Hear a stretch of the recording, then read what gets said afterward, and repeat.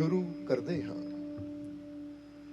उस दो जहान दे पालनहार दा नाम लैके जो सब ते बहुत ही रहमतां और बख्शिशां करने वाला है। अज दे सत्संग की असीं शुरुआत करिए उस तो पहला अज ये जिस परिवार की वजह दे नाल सानू सारिआं नूं इस सत्संग दे विच बैठण दा मौका मिलिया है, क्योंकि अज पहली बार इस नगर दे विच सत्संग होण जा रहा है और परिवार का बड़ा प्यार है। इन्होंने बेनती करके सत्संग का टाइम लिया है और इन्हां दी वजह नाल सानू इस सत्संग का आनंद लैण का मौका मिल रहा। तो सब तो पहले असीं अपनी तरफों आई हुई सारी संगत की तरफों परिवार के सारे मैंबरां नूं बहुत बहुत बधाई देवांगे, मुबारकबाद देवांगे सत्संग की, क्योंकि इन्हां दी वजह नाल जे सानू ये मौका मिलिया तो आओ सब तो पहले असीं इन्हां दे वास्ते उस मालिक के चरनां च अरदास बेनती करिए कि मालिक इस परिवार नूं, क्योंकि ये भी दस दईए कि ये जिहड़ा सत्संग है ना, इन्होंने सानू कागज़ ते लिख के दिता कि मालको ये सत्संग असी शुकराने दा खुशियां नाल करा रहे हैं, क्योंकि पिछले 1-1.5 साल तो यूट्यूब के जरिए इस सत्संग नाल जुड़े हैं। तो कहते जदों दे सत्संग नाल जुड़े हैं सानू बहुत कुछ मालकां ने दिता, साडियां कई मुश्किलों के हल होए कि जिथे पहले असी अंदरों जिद्दां इंसान दुखां तकलीफां परेशानियां नूं देख के घबरा जांदा सी, वो कहते हुण इन्नी हिम्मत मिल गई, हुण किसी परेशानी की परवाह ही नहीं करीदी, हुण हर वेले आनंद विच खुश रहीदा असीं। इस करके इन्हां दे ये वचन है कि शुकराने का और खुशियां नाल सत्संग करवा रहे हैं। और ये भी दसना चाहांगे कि अज पहली बार हो रहा है, अज दिन भी मंगलवार है, मालिक ने चाहे तो अगली बार दिन भी ऐतवार का होएगा, तो जे नैक्सट टाइम कभी होया तो पंडाल भी संगत नाल भरिया होना फिर, क्योंकि अज तो पहला दिन है। और जिस तरह किसी भी बीज में जो बोया जाता है ना, पहला निक्का जिहा हुंदा है, पर फिर जो बीज अपनी जड़ा फड़ लैंदा है तो इदां फैल जाता कि हज़ारां ही पंथी उहदे थल्ले आके ठंडी छां भी लैंदे है और मिठे फल भी खाते हैं। और वैसे भी किया गया है जिद्दां दसीदा है कि बाबा फरीद भी कहते कि फरीदा सोबत फकरां जैसा फल अनार, कि फकीरां दी सोबत भी वो फल की तरह होंदी है, इस फल की तरह, अनार की तरह। जिद्दां कहते ने एक अनार होंदा तो 100 बीमारियों का हल कर दिंदा है, इसी तरह जिहड़ा फकीरां दी सोबत च आ जाता है फिर उन्होंने हर मुश्किल का हल भी मिल जाता है। और कई बार इत्थे एक ना सानू बुल्ले शाह के जीवन की एक साखी याद आ रही है, जिहदे नाल इस सत्संग की शुरुआत करांगे। पर उस तो पहले यह कहना चाहांगे कि जिन्हां दी वजह नाल सानू मौका मिलिया है, आओ पहला इस परिवार वास्ते उस मालिक के चरनां च अरदास करिए कि मालिक इस परिवार नूं हमेशा खुशियां दे नाल, रहमतां दे नाल, बरकतां दे नाल भरपूर रखण। आने वाला समा इन्हां वास्ते होर भी ज़्यादा खुशियां, कामयाबी, सफलता भरिया होवे, दिन दुगनी रात चौगनी मालिक इन्हां नूं तरक्की देवे और कदी किसी चीज़ की कोई तोट, कोई घाट, कोई कमी ना मालिक इन्हां नूं आण देण। और जिस तरह अज ये शुकराने नाल खुशियां ना सत्संग करवा रहे हैं, इसी तरह मालिक इन्हां नूं खुशियां दिंदे रहण, तंदुरुस्ती देण, आपसी प्यार मुहब्बत एकता बनी रहे और मालिक दी रहमतां नाल ये आनंद जीवन च प्राप्त करते रहण। और जिद्दां अज खुशियां नाल सत्संग करवाया, इसी तरह हर साल ये सत्संग करवाते रहण, तो मालिक दी रहमतां नाल भरपूर होकर अपने जीवन को आनंदमय बनाउण। और सानू सारिआं नूं भी ये मालिक मौका देवे कि असीं भी जिस तरह अज सत्संग च पहुंचे हैं, हर साल असीं भी इसी तरह सत्संग च पहुंच गए इस सत्संग का आनंद लैंदे रहिए। सारी संगत रल के इन्हां वास्ते बेनती करो। और आओ हुण जिन्ना भी ये समा है ना, हुण सत्संग च बैठण का मौका मिलिया है, तो अज सत्संग की अहमियत नूं समझना है कि फकीरां, गुरुआं, रहबरां की सोबत विच आना इंसान के वास्ते क्यों जरूरी है। तो जिस तरह असीं दस्सिया कि सानू साईं बुल्ले शाह की एक बड़ी प्यारी साखी याद आ रही है। एक दिन बुल्ले शाह बैठे हुए अपने गुरु का, अपने मुर्शद का गुणगान कर रहे थे, तो उस वेले एक मुल्ला आया और मुल्ला ने आके बुल्ले नूं सवाल किया, वो बुल्लिया की मुर्शद मुर्शद लाई है तू, कि रब का नाम लो, मौला का नाम लो, तो नाम लैण नहीं सब कुछ हो जाता है। ऐसी नमाज पढ़ते हैं, हज करते हैं, वो नाम लैण नहीं रब का सब कुछ हो जाता, की मुर्शद मुर्शद लाई है। तो उसने बुल्ले शाह ने बड़ी प्यारी गल कही, जो कि बुल्ले शाह की बाणी अंदर आता है, कलाम के अंदर आता है। और जरा इस गल समझने वाली है बड़ी, कि बुल्ले शाह ने पता मुल्ला नूं की किया, कहते मुल्ला जी मौला मौला करदे करदे मौला हाथ ना आए। वो कहते मौला मौला करदे करदे मौला हाथ ना आए, पानी पानी रटते रटते प्यासा ही मर जाए। कहते जिस तरह कोई प्यासा होवे ना, उन्होंने प्यास लगी है, वो कही जाए पानी पानी पानी पानी, तो पानी पानी कहण नाल उहदी प्यास कदी मिटदी नहीं है, बल्कि उन्होंने उत्थे पहुंचना पैंदा जिथे वो पानी मौजूद है, जिथों वो अमृत तो जल मिलना है, उत्थे जाके ही प्यासे की प्यास मिटनी है। क्योंकि पानी शब्द कुछ होर है, तो हकीकत में पानी कुछ होर हुंदा है। समझदे हो अपने ਜਾਂ ਦੂਜੇ ਲਫ਼ਜ਼ਾਂ 'ਚ ਉਹਨਾਂ ਨੇ ਇਹ ਗੱਲ ਕਹੀ ਕਿ ਸ਼ੋਲਾ ਸ਼ੋਲਾ ਰਟਤੇ ਰਟਤੇ। ਜਰਾ ਹੁਣ ਇਹ ਵੀ ਗੱਲ ਸਮਝਣ ਵਾਲੀ ਹੈ ਕਿ ਅਗਰ ਇਨਸਾਨ ਅੱਗ ਅੱਗ ਕਹਿੰਦਾ ਹੈ ਨਾ, ਤਾਂ ਅੱਗ ਅੱਗ ਕਹਿਣ ਨਾਲ ਵੀ ਇਨਸਾਨ ਦੇ ਲਬ ਬੁੱਲ ਸੜਦੇ ਨਹੀਂ ਹੈ। ਔਰ ਕਹਿੰਦੇ ਇੱਕ ਚਿੰਗਾਰੀ ਲੱਭੇ ਰੱਖ ਲੋ ਲੱਭ ਤਵੀ ਸੜ ਜਾਏ, ਕਿ ਜੇ ਇੱਕ ਚਿੰਗਾਰੀ ਨੂੰ ਤੂੰ ਆਪਣੇ ਬੁੱਲਾਂ ਤੇ ਰੱਖ ਲਏਗਾ ਤਾਂ ਬੁੱਲ ਉਸੇ ਵੇਲੇ ਸੜ ਜਾਣੇ ਹੈ। ਕਿਉਂਕਿ ਅਗਨੀ ਸ਼ਬਦ ਕੁਛ ਹੋਰ ਹੈ ਤਾਂ ਹਕੀਕਤ ਵਿੱਚ ਅੱਗ ਕੁਛ ਹੋਰ ਹੈ। ਇਸੇ ਤਰ੍ਹਾਂ ਮੌਲਾ ਕੁਛ ਹੋਰ ਹੈ, ਯਾਨੀ ਸ਼ਬਦ ਕੁਛ ਹੋਰ ਹੈ ਤਾਂ ਹਕੀਕਤ ਵਿੱਚ ਪ੍ਰਮਾਤਮਾ ਕੁਛ ਹੋਰ ਹੈ। ਔਰ ਅੱਜ ਇਨਸਾਨ ਕੀ ਕਰਦਾ ਹੈ, ਜੋ ਬੁੱਲੇ ਸ਼ਾਹ ਸਮਝਾ ਰਹੇ ਹੈ ਕਿ ਅੱਜ ਇਨਸਾਨ ਸਿਰਫ ਨਾਮ ਰਟਣ ਤੇ ਜ਼ੋਰ ਲਾਉਂਦਾ ਹੈ, ਪਰ ਹਕੀਕਤ ਨਹੀਂ ਸਮਝਦਾ ਕਿ ਹਕੀਕਤ ਵਿੱਚ ਪ੍ਰਮਾਤਮਾ ਹੈ ਕੀ, ਤਾਂ ਉਹ ਸਾਡੇ ਤੋਂ ਚਾਹੁੰਦਾ ਕੀ ਹੈ। ਜਦੋਂ ਅਸੀਂ ਇਸ ਰਮਜ ਨੂੰ ਸਮਝ ਲਿਆ ਜਿਹਦੇ ਬਾਰੇ ਬੁੱਲੇ ਸ਼ਾਹ ਅੱਗੇ ਕਹਿੰਦੇ ਹੈ, ਜਰਾ ਸਮਝਣਾ। ਬੁੱਲੇ ਸ਼ਾਹ ਅਗਲੀ ਲਾਈਨਾਂ 'ਚ ਕੀ ਕਹਿੰਦੇ ਕਿ ਮੌਲਾ ਮੌਲਾ ਰਟਤੇ ਰਟਤੇ ਮੌਲਾ ਹਾਥ ਨਾ ਆਏ, ਪਾਣੀ ਪਾਣੀ ਰਟਤੇ ਰਟਤੇ ਪਿਆਸਾ ਹੀ ਮਰ ਜਾਏ। ਪਿਆਸ ਉਸੇ ਦੀ ਬੁਝਦੀ ਭੁੱਲਿਆ ਜੋ ਸੋਬਤ ਫਕਰਾਂ ਦੀ ਕਰਦਾ, ਜਿਹੜਾ ਰਮਜ ਫਕਰਾਂ ਦੀ ਸਮਝੇ ਉਹ ਰੱਬ ਦੇ ਘਰ ਜਾ ਵੜਦਾ। ਇਸ ਲਈ ਬੁੱਲੇ ਸ਼ਾਹ ਕਹਿੰਦੇ ਹੈ, ਅਗਲੀਆਂ ਦੋ ਲਾਈਨਾਂ ਦੇਖੋ ਕਿੰਨੀਆਂ ਪਿਆਰੀਆਂ। ਬੁੱਲੇ ਸ਼ਾਹ ਕਹਿੰਦੇ ਪਿਆਸ ਉਸੇ ਦੀ ਬੁਝਦੀ ਭੁੱਲਿਆ ਜੋ ਸੋਬਤ ਫਕਰਾਂ ਦੀ ਕਰਦਾ, ਜਿਹੜਾ ਰਮਜ ਫਕਰਾਂ ਦੀ ਸਮਝੇ ਰੱਬ ਦੇ ਘਰ ਜਾ ਵੜਦਾ। ਉਹ ਕਹਿੰਦੇ ਸਿਰਫ ਰੱਬ ਰੱਬ ਕਹਿਣ ਨਹੀਂ ਰੱਬ ਨਹੀਂ ਮਿਲ ਜਾਂਦਾ, ਰੱਬ ਰੱਬ ਕਹਿਣ ਨਾਲ, ਰੱਬ ਦਾ ਨਾਮ ਲੈਣ ਨਾਲ ਰੱਬ ਨਹੀਂ ਮਿਲ ਜਾਂਦਾ। ਸਾਨੂੰ ਫਕੀਰਾਂ ਦੀ ਸੋਬਤ ਵਿੱਚ ਬੈਠ ਕੇ ਉਹ ਕਰਮ ਸਮਝਣੇ ਪੈਂਦੇ ਆ, ਆਪਣੀ ਜ਼ਿੰਦਗੀ ਨੂੰ ਸਮਝਣਾ ਪੈਂਦਾ ਕਿ ਸਾਡਾ ਰੱਬ ਸਾਡੇ ਤੋਂ ਚਾਹੁੰਦਾ ਕੀ ਹੈ, ਉਹ ਸਾਨੂੰ ਕਿਹੜੇ ਰੂਪ 'ਚ ਦੇਖਣਾ ਚਾਹੁੰਦਾ ਹੈ, ਉਹ ਸਾਡੇ ਤੋਂ ਉਮੀਦ ਕੀ ਰੱਖਦਾ ਹੈ। ਔਰ ਜਦੋਂ ਅਸੀਂ ਉਹ ਕਰਮ ਕਰਨੇ ਸ਼ੁਰੂ ਕਰ ਦਿੰਦੇ ਆ ਜੋ ਸਾਡਾ ਪ੍ਰਭੂ ਸਾਡੇ ਤੋਂ ਚਾਹੁੰਦਾ ਹੈ, ਤਾਂ ਫੇਰ ਹੀ ਅਸੀਂ ਉਹਦੇ ਘਰ ਤੱਕ ਪਹੁੰਚ ਸਕਦੇ ਹਾਂ। ਉਹਨੇ ਨਹੀਂ ਇਦਾਂ ਸਮਝੋ ਕਿ ਇੱਕ ਇਨਸਾਨ ਰੱਬ ਰੱਬ ਤਾਂ ਕਰੀ ਜਾਂਦਾ ਹੈ, ਰੱਬ ਦਾ ਨਾਂ ਤਾਂ ਲਈ ਜਾਂਦਾ ਹੈ, ਪਰ ਫਿਰ ਝਗੜੇ ਵੀ ਕਰਦਾ ਹੈ, ਨਫ਼ਰਤ ਵੀ ਕਰਦਾ ਹੈ, ਨਿੰਦਿਆ ਵੀ ਕਰਦਾ ਹੈ, ਚੁਗਲੀ ਵੀ ਕਰਦਾ ਹੈ, ਝੂਠ ਵੀ ਬੋਲਦਾ ਹੈ, ਹੇਰਾ ਫੇਰੀਆਂ ਵੀ ਕਰਦਾ ਹੈ। ਤਾਂ ਕੀ ਸਿਰਫ ਰੱਬ ਦਾ ਨਾਂ ਲੈਣ ਨਾਲ ਹੀ ਉਹਨੂੰ ਰੱਬ ਮਿਲ ਜਾਏਗਾ? ਹੁਣ ਰੱਬ ਚਾਹੁੰਦਾ ਕੀ ਹੈ, ਰੱਬ ਦਾ ਅਸਲੀ ਰੰਗ ਕੀ ਹੈ? ਜਿਸ ਤਰ੍ਹਾਂ ਕਬੀਰ ਸਾਹਿਬ ਨੇ ਵੀ ਆਪਣੀ ਬਾਣੀ 'ਚ ਕਿਹਾ ਨਾ ਕਿ ਮਾਲਾ ਬੋਲੇ ਕਾਠ ਦੀ, ਮਾਲਾ ਬੋਲੇ ਕਾਠ ਦੀ ਕਾਹੇ ਫੇਰੇ ਮੋਹੇ, ਉਹ ਮਨ ਕਾ ਫੇਰ ਦੇ ਤੁਰੰਤ ਮਿਲਾ ਦੂੰ ਦੋਹੇ। ਦੇਖੋ ਕਬੀਰ ਸਾਹਿਬ ਵੀ ਕੀ ਇਸ਼ਾਰਾ ਕਰਦੇ ਆਪਣੀ ਬਾਣੀ 'ਚ। ਉਹ ਕਹਿੰਦੇ ਮਾਲਾ ਵੀ ਕੀ ਕਿਹਾ, ਕਾਠ ਦੀ ਕਹਿੰਦੀ ਹੈ ਕਿ ਬੰਦਾ ਮਾਲਾ ਲੈ ਕੇ ਬੈਠਾ ਹੈ ਔਰ ਮਾਲਾ ਦੇ ਕੇ ਮਨ ਕੇ ਰੱਬ ਦਾ ਨਾਮ ਲੈਂਦਾ ਹੈ। ਕੋਈ ਰਾਮ ਰਾਮ ਕਰਦਾ ਹੈ, ਕੋਈ ਅੱਲਾ ਅੱਲਾ ਕਰਦਾ, ਕੋਈ ਵਾਹਿਗੁਰੂ ਕਰਦਾ ਹੈ, ਕੋਈ ਈਸ਼ਵਰ, ਕੋਈ ਭਗਵਾਨ, ਆਪਣੀ ਆਪਣੀ ਸ਼ਰਧਾ ਦੇ ਮੁਤਾਬਿਕ। ਉਹ ਕਹਿੰਦੇ ਮਾਲਾ ਵਾਲੇ ਮਨ ਕੇ ਕਹਿੰਦੇ ਆ ਉਹ ਮੈਨੂੰ ਕਿਉਂ ਫੇਰ ਰਿਹਾ ਭਾਈ, ਕਾਹੇ ਫੇਰੇ ਮੋਹੇ, ਫੇਰ ਨਹੀਂ ਹੈ ਤਾਂ ਆਪਣੇ ਮਨ ਦੇ ਮਨਕੇ ਨੂੰ ਫੇਰ। ਇਹ ਮਨ ਜਿਹੜਾ ਤੇਰਾ ਬੁਰਾਈਆਂ ਵੱਲ ਲੱਗਿਆ ਹੋਇਆ ਹੈ, ਮਨ ਤੇਰਾ ਜਿਹੜਾ ਨਸ਼ਿਆਂ ਵੱਲ ਲੱਗਿਆ ਹੋਇਆ, ਮਨ ਤੇਰਾ ਜਿਹੜਾ ਵਿਸ਼ੇ ਵਿਕਾਰਾਂ ਵੱਲ ਲੱਗਿਆ ਹੋਇਆ ਹੈ, ਇਹ ਮਨ ਜੋ ਤੇਰਾ ਝੂਠ ਵੱਲ ਲੱਗਿਆ ਹੋਇਆ ਹੈ, ਜਦ ਤੱਕ ਤੂੰ ਆਪਣੇ ਮਨ ਨੂੰ ਉਧਰੋਂ ਮੋੜ ਕੇ ਸਹੀ ਜਗ੍ਹਾ ਨਹੀਂ ਲਿਆਏਗਾ ਉਦੋਂ ਤੱਕ ਤੈਨੂੰ ਪਰਮਾਤਮਾ ਨਹੀਂ ਮਿਲੇਗਾ। ਔਰ ਜਦੋਂ ਤੇਰਾ ਮਨ ਬੁਰਾਈ ਤੋਂ ਮੁੜ ਕੇ ਅੱਛਾਈ ਨਾਲ ਜੁੜ ਗਿਆ, ਤੇਰਾ ਮਨ ਝੂਠ ਤੋਂ ਮੁੜ ਕੇ ਸੱਚਾਈ ਨਾਲ ਜੁੜ ਗਿਆ, ਤੇਰਾ ਮਨ ਨਫ਼ਰਤ ਤੋਂ ਮੁੜ ਕੇ ਪਿਆਰ ਨਾਲ ਜੁੜ ਗਿਆ, ਤਾਂ ਫਿਰ ਜਿਨ ਪ੍ਰੇਮ ਕੀਓ ਇਹੀ ਤਾਂ ਮਾਰਗ ਹੈ ਪ੍ਰਭੂ ਨੂੰ ਪਾਉਣ ਦਾ। ਇਸ ਲਈ ਬੁੱਲੇ ਸ਼ਾਹ ਕਹਿੰਦੇ ਫਕੀਰਾਂ ਦੇ ਕੋਲ ਬਹਿ ਕੇ ਉਹ ਰਮਜ ਸਮਝ, ਕਿਉਂਕਿ ਰਮਜ ਕਿਹਨੂੰ ਕਿਹਾ ਜਾਂਦਾ ਹੈ। ਹੁਣ ਇੱਥੇ ਇੱਕ ਛੋਟੀ ਜਿਹੀ ਕਹਾਣੀ ਹੈ ਜਿਹੜੀ ਮੌਲਾਨਾ ਰੂਮੀ ਇੱਕ ਬਹੁਤ ਬੜੇ ਫਕੀਰ ਹੋਏ, ਉਹ ਆਪਣੇ ਸੇਵਕਾਂ ਨੂੰ ਸੁਣਾਉਂਦੇ ਹੁੰਦੇ ਸੀ।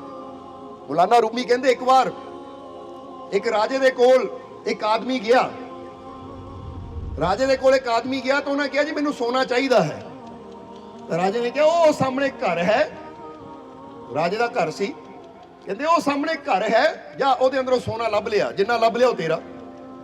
ਤੇ ਮੌਲਾਨਾ ਰੂਮੀ ਆਪਣੇ ਸੇਵਕਾਂ ਨੂੰ ਇੱਕ ਸਮਝਾਉਣ ਦੀ ਖਾਤਰ, ਗਿਆਨ ਦੇਣ ਦੀ ਖਾਤਰ ਇੱਕ ਕਹਾਣੀ ਸੁਣਾਉਂਦੇ ਸੀ, ਕਿਉਂਕਿ ਕੁਝ ਕਹਾਣੀਆਂ ਹੁੰਦੀਆਂ ਹੈ ਜੋ ਇਸੇ ਲਈ ਬਣਾਈਆਂ ਜਾਂਦੀਆਂ ਤਾਂ ਕਿ ਸਾਨੂੰ ਜ਼ਿੰਦਗੀ ਦੀ ਸਮਝ ਮਿਲੇ। ਹੁਣ ਕਹਿੰਦੇ ਉਹ ਨੌਜਵਾਨ ਗਿਆ ਕਿਉਂਕਿ ਉਹਨੇ ਮੰਗਿਆ ਸੀ ਰਾਜੇ ਕੋਲੋਂ ਕਿ ਮੈਨੂੰ ਸੋਨਾ ਚਾਹੀਦਾ ਹੈ, ਤਾਂ ਰਾਜੇ ਨੇ ਕਿਹਾ ਉਹ ਸਾਹਮਣੇ ਘਰ ਹੈ, ਜਾਂ ਉਸ ਘਰ ਚੋਂ ਸੋਨਾ ਲੱਭ ਲੈ, ਜਿੰਨਾ ਮਿਲ ਗਿਆ ਉਹ ਸਾਰਾ ਤੇਰਾ। ਤਾਂ ਹੁਣ ਇਸ ਆਦਮੀ ਨੇ ਕਿਹਾ ਰਾਜੇ ਦਾ ਘਰ ਹੈ, ਉਹ ਰਾਜੇ ਦਾ ਘਰ ਤਾਂ ਸੋਨੇ ਚਾਂਦੀ ਹੀਰੇ ਮੋਤੀਆਂ ਨਾਲ ਭਰਿਆ ਹੁੰਦਾ ਹੈ, ਕੋਈ ਕਮੀ ਨਹੀਂ ਹੁੰਦੀ ਉੱਥੇ। ਇਸ ਕਰਕੇ ਬੜੇ ਵਿਸ਼ਵਾਸ ਨਾਲ ਖੁਸ਼ੀ ਨਾਲ ਗਿਆ, ਔਰ ਖੁਸ਼ੀ ਨਾਲ ਜਾ ਕੇ ਘਰ ਨੂੰ ਨਾ ਕੱਲੇ ਕੱਲੇ ਕੋਨੇ ਨੂੰ, ਜੋ ਘਰ ਦੇ ਵਿੱਚ ਸੰਦੂਕ ਸੀ, ਜੋ ਘਰ ਦੇ ਵਿੱਚ ਅਲਮਾਰੀਆਂ ਸੀ, ਕਹਿੰਦੇ ਉਹਨਾਂ ਅਲਮਾਰੀਆਂ ਨੂੰ ਖੋਲ ਕੇ ਦੇਖਣ ਲੱਗ ਗਿਆ। ਕੱਲੀ ਅਲਮਾਰੀ ਨੂੰ ਖੋਲੇ, ਬੰਦ ਕਰ ਦੇਵੇ, ਇੱਥੇ ਸੋਨਾ ਹੈ ਨਹੀਂ। ਫਿਰ ਦੂਜੀ ਜਗ੍ਹਾ ਜਾਵੇ, ਉਹਨੂੰ ਖੋਲੇ, ਉਸ ਕਮਰੇ ਨੂੰ ਦੇਖੇ, ਉੱਥੇ ਸੋਨਾ ਹੈ ਨਹੀਂ। ਜਿੰਨੇ ਵੀ ਘਰ ਦੇ ਅੰਦਰ ਸੰਦੂਕ ਸੀ, ਜਿੰਨੀਆਂ ਅਲਮਾਰੀਆਂ ਸੀ, ਉਹਨੇ ਸਾਰੀਆਂ ਫਰੋਲ ਮਾਰੀਆਂ, ਸਾਰੀਆਂ ਦੇਖ ਲਈਆਂ, ਪਰ ਕਿਤੇ ਸੋਨਾ ਨਜ਼ਰ ਨਹੀਂ ਆਇਆ। ਫਿਰ ਖਾਲੀ ਹੱਥ ਹੀ ਉਸ ਘਰ ਚੋਂ ਵਾਪਸ ਆ ਕੇ ਰਾਜੇ ਨੂੰ ਕਹਿਣ ਲੱਗਾ, ਕਹਿੰਦਾ ਮਹਾਰਾਜ ਕਿਉਂ ਮੇਰੇ ਨਾਲ ਮਜ਼ਾਕ ਕਰਦੇ ਹੋ? ਇੱਕ ਤਾਂ ਮੈਂ ਪਹਿਲਾਂ ਹੀ ਦੁਖੀ, ਤਾਂ ਦੂਜੇ ਪਾਸੇ ਤੁਸੀਂ ਮਜ਼ਾਕ ਕਰਦੇ ਹੋ ਕਿ ਜਾ ਘਰ ਚੋਂ ਲੈ ਲੈ ਜਿੰਨਾ ਸੋਨਾ ਲੈ ਸਕਦਾ ਆ। ਉਹ ਮੈਂ ਤਾਂ ਪੂਰਾ ਘਰ ਛਾਣ ਮਾਰਿਆ, ਮੈਨੂੰ ਤਾਂ ਕਿਤੇ ਸੋਨਾ ਮਿਲਿਆ ਹੀ ਨਹੀਂ, ਕਿਉਂ ਮੇਰੇ ਨਾਲ ਝੂਠ ਬੋਲਦੇ ਹੋ? ਤਾਂ ਰਾਜਾ ਮੁਸਕਰਾਇਆ। ਰਾਜਾ ਕਹਿੰਦਾ ਸੋਨਾ ਤਾਂ ਹੈ, ਪਰ ਭਾਈ ਤੈਨੂੰ ਨਹੀਂ ਨਜ਼ਰ ਆਇਆ, ਜਾਂ ਤੈਨੂੰ ਨਹੀਂ ਮਿਲਿਆ ਤੇ ਕਸੂਰ ਮੇਰਾ ਨਹੀਂ, ਕਸੂਰ ਤੇਰਾ ਹੈ। ਸੋਨਾ ਤਾਂ ਹੈ, ਮੈਂ ਕਿਉਂ ਝੂਠ ਬੋਲਣਾ ਹੈ?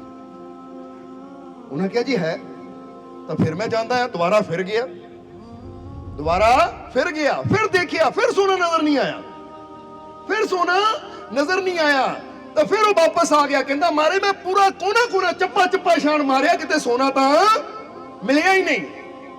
ਇਸ ਲਈ ਮੈਨੂੰ ਲੱਗਦਾ ਤੁਸੀਂ ਮੇਰਾ ਮਜ਼ਾਕ ਹੀ ਉਡਾ ਰਹੇ ਹੋ ਕਿ ਐਡੇ ਵੱਡੇ ਰਾਜਾ ਹੋ ਕੇ ਮੇਰਾ ਮਜ਼ਾਕ ਤਾਂ ਉਡਾ ਰਹੇ ਹੋ ਕਿ ਮੈਂ ਕਿਹੜਾ ਤੁਹਾਡਾ ਕੁਝ ਵਿਗਾੜ ਲੈਣਾ ਹੈ। ਰਾਜਾ ਕਹਿੰਦੇ ਨਹੀਂ ਮਿਲਿਆ ਤਾਂ ਭਾਈ ਤੇਰਾ ਕਸੂਰ, ਚਲਾ ਜਾ ਹੁਣ ਲੱਭ ਲੈ, ਜਾਂ ਫਿਰ ਚਲਾ ਜਾ। ਕਹਿੰਦੇ 2 ਵਾਰ ਲੱਭ ਲਿਆ, ਹੁਣ ਮੈਂ ਤੀਜੀ ਵਾਰ ਲੱਭਣ ਦੀ ਵਿੱਚ ਹਿੰਮਤ ਹੈ ਨਹੀਂ। ਚਲਾ ਗਿਆ।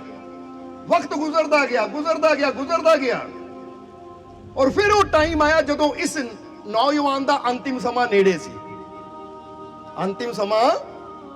ਸੀ। ਹੁਣ ਜਿੰਨੇ ਵੀ ਸਾਲ ਇਹਨਾਂ ਗੁਜ਼ਾਰੇ ਸੀ, ਬੜੀ ਤੰਗੀ, ਬੜੀ ਪਰੇਸ਼ਾਨੀ, ਬੜੀ ਗਰੀਬੀ 'ਚ ਗੁਜ਼ਾਰੇ ਸੀ। ਜਦੋਂ ਅੰਤਿਮ ਸਮਾਂ ਇਹਦਾ ਨੇੜੇ ਸੀ ਤਾਂ ਇਹਨਾਂ ਸੁਨੇਹਾ ਭੇਜਿਆ ਰਾਜੇ ਨੂੰ ਇੱਕ ਚਿੱਠੀ ਦੇ ਜ਼ਰੀਏ ਕਿ ਮਹਾਰਾਜ ਮੈਂ ਬਹੁਤ ਸਾਲ ਪਹਿਲਾਂ ਤੁਹਾਡੇ ਕੋਲ ਆਇਆ ਸੀ, ਅਗਰ ਉਸ ਵੇਲੇ ਤੁਸੀਂ ਮੇਰੀ ਮਦਦ ਕਰ ਦਿੰਦੇ ਤਾਂ ਮੇਰੀ ਇਹ ਜ਼ਿੰਦਗੀ ਖੁਸ਼ੀ ਨਾਲ ਗੁਜ਼ਰ ਜਾਣੀ ਸੀ, ਤੰਗੀ 'ਚ ਨਹੀਂ ਗੁਜ਼ਰਨੀ ਸੀ। ਤਾਂ ਰਾਜੇ ਨੇ ਜਦੋਂ ਚਿੱਠੀ ਪੜ੍ਹੀ ਕਿ ਤਾਂ ਉਹੀ ਨੌਜਵਾਨ ਹੈ ਜਿਹਨੂੰ 2 ਵਾਰ ਮੌਕਾ ਦਿੱਤਾ ਸੀ। ਤਾਂ ਰਾਜਾ ਕਹਿੰਦੇ ਆਪ ਉਹਦੇ ਘਰ ਗਿਆ ਤਾਂ ਹੁਣ ਟਾਈਮ ਥੋੜਾ ਉਹਦੇ ਕੋਲ।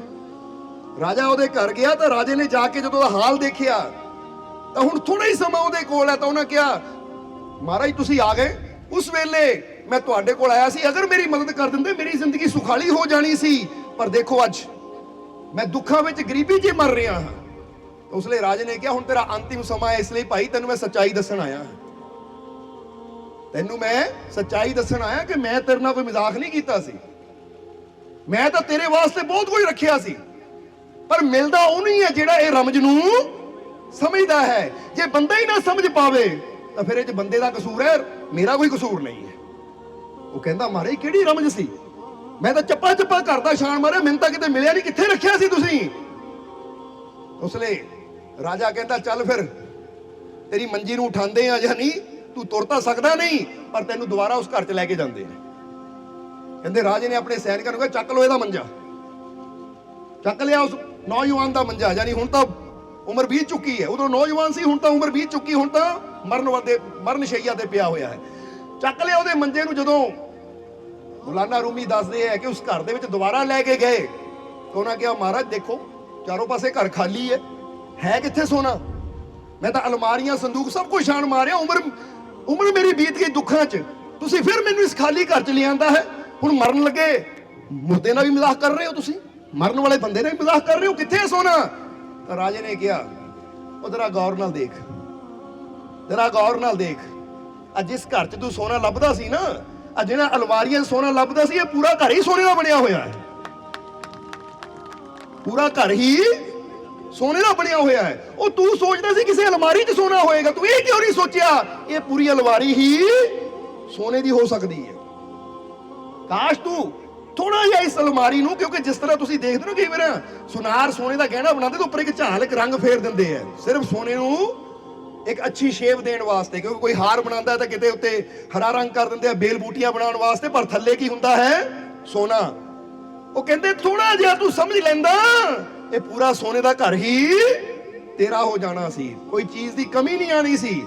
ਪਰ ਤੂੰ ਸਮਝ ਹੀ ਨਹੀਂ ਪਾਇਆ ਕਿ ਮੈਂ ਸੋਨੇ ਨੂੰ ਲੱਭਦਾ ਰਿਹਾ, ਪਰ ਇਹ ਭੁੱਲ ਗਿਆ ਕਿ ਪੂਰਾ ਘਰ ਹੀ ਸੋਨੇ ਦਾ ਹੈ। ਇਹ ਇਸ਼ਾਰਾ ਕੀ ਹੋ ਰਿਹਾ ਹੈ? ਅੱਜ ਬੰਦਾ ਵੀ ਸੰਸਾਰ 'ਚ ਰਹਿੰਦਾ ਨਾ, ਬੰਦਾ ਵੀ ਕਹਿੰਦਾ ਮੈਨੂੰ ਰੱਬ ਨਾਲ ਮਿਲਾਓ, ਮੈਨੂੰ ਰੱਬ ਚਾਹੀਦਾ ਹੈ, ਤਾਂ ਫਿਰ ਰੱਬ ਨੂੰ ਲੱਭਣ ਬੰਦਾ ਤੁਰ ਪੈਂਦਾ ਹੈ। ਜਰਾ ਸੋਚੋ, ਕੋਈ ਮੰਦਰਾਂ ਚਲਾ ਜਾਂਦਾ, ਕੋਈ ਮਸਜਿਦਾਂ ਚਲਾ ਜਾਂਦਾ, ਕੋਈ ਕਿਤੇ ਚਲਾ ਜਾਂਦਾ, ਕੋਈ ਕਿਤੇ ਚਲਾ ਜਾਂਦਾ, ਕੋਈ ਤੀਰਥਾਂ ਤੇ, ਕੋਈ ਮੱਕੇ। ਪਰ ਫਿਰ ਕਹਿੰਦੇ ਰੱਬ ਤਾਂ ਕਿਤੇ ਨਜ਼ਰ ਨਹੀਂ ਆਇਆ, ਰੱਬ ਕਿਤੇ ਮਿਲਿਆ ਹੀ ਨਹੀਂ ਹੈ। ਤਾਂ ਜਿਨ੍ਹਾਂ ਨੇ ਰਮਜ ਸਮਝੀ ਹੈ ਉਹ ਇੱਕੋ ਹੀ ਗੱਲ ਕਹਿੰਦੇ ਆ ਕਿ ਦਿਲ ਜਿਸ ਸੇ ਜਿੰਦਾ ਹੈ वो तमन्ना तुम ही तो हो, हम जिसमें बस रहे हैं वो दुनिया तुम ही तो हो। कि रब किते एक जगह बंद नहीं है कि मंदिर का दरवाजा खोलूंगे ਉਹਦੇ ਅੰਦਰ ਪਿਆ ਹੋਇਆ ਮਿਲ ਜਾਣਾ ਹੈ। ਸਮਝਦੇ ਹੋ ਕਿ ਨਹੀਂ?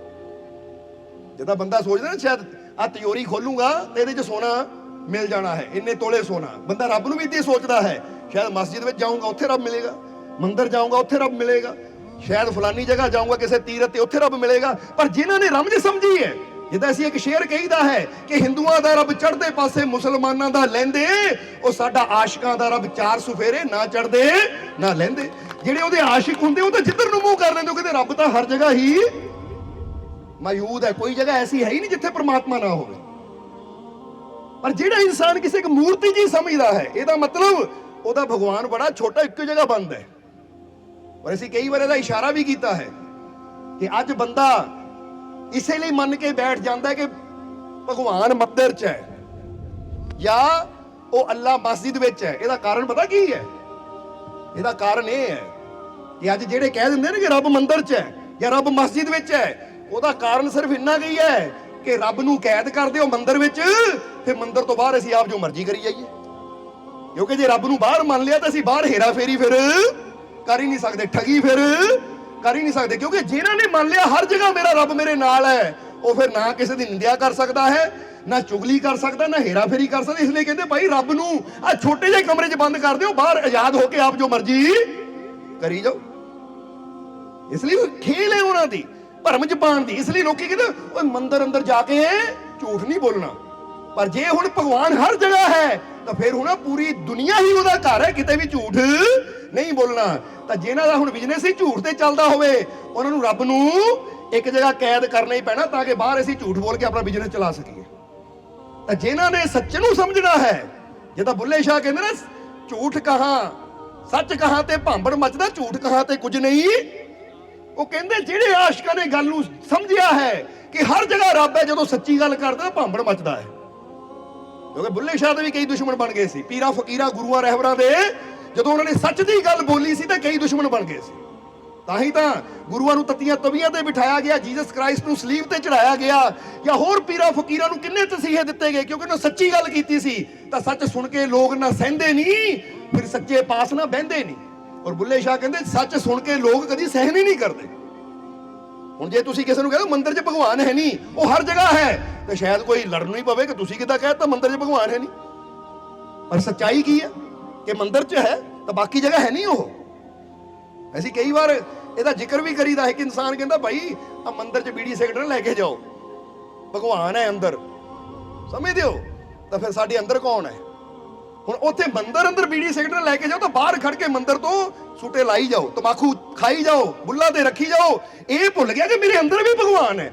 ਤਾਂ ਜਿਹਨੇ ਇਹ ਸੱਚਾਈ ਨੂੰ ਜਾਣ ਲਿਆ ਕਿ ਮੇਰਾ ਰੱਬ ਮੇਰੇ ਅੰਦਰ ਹੈ, ਉਹ ਕਹਿੰਦਾ ਫਿਰ ਮੇਰੇ ਅੰਦਰ ਵੀ ਕੋਈ ਬੁਰੀ ਚੀਜ਼ ਨਹੀਂ ਜਾਣੀ ਚਾਹੀਦੀ, ਕੋਈ ਬੁਰਾ ਨਸ਼ਾ ਨਹੀਂ ਜਾਣਾ ਚਾਹੀਦਾ, ਕੋਈ ਬੁਰੇ ਬੋਲ ਨਹੀਂ ਮੇਰੇ ਅੰਦਰ ਜਾਣੇ ਚਾਹੀਦੇ।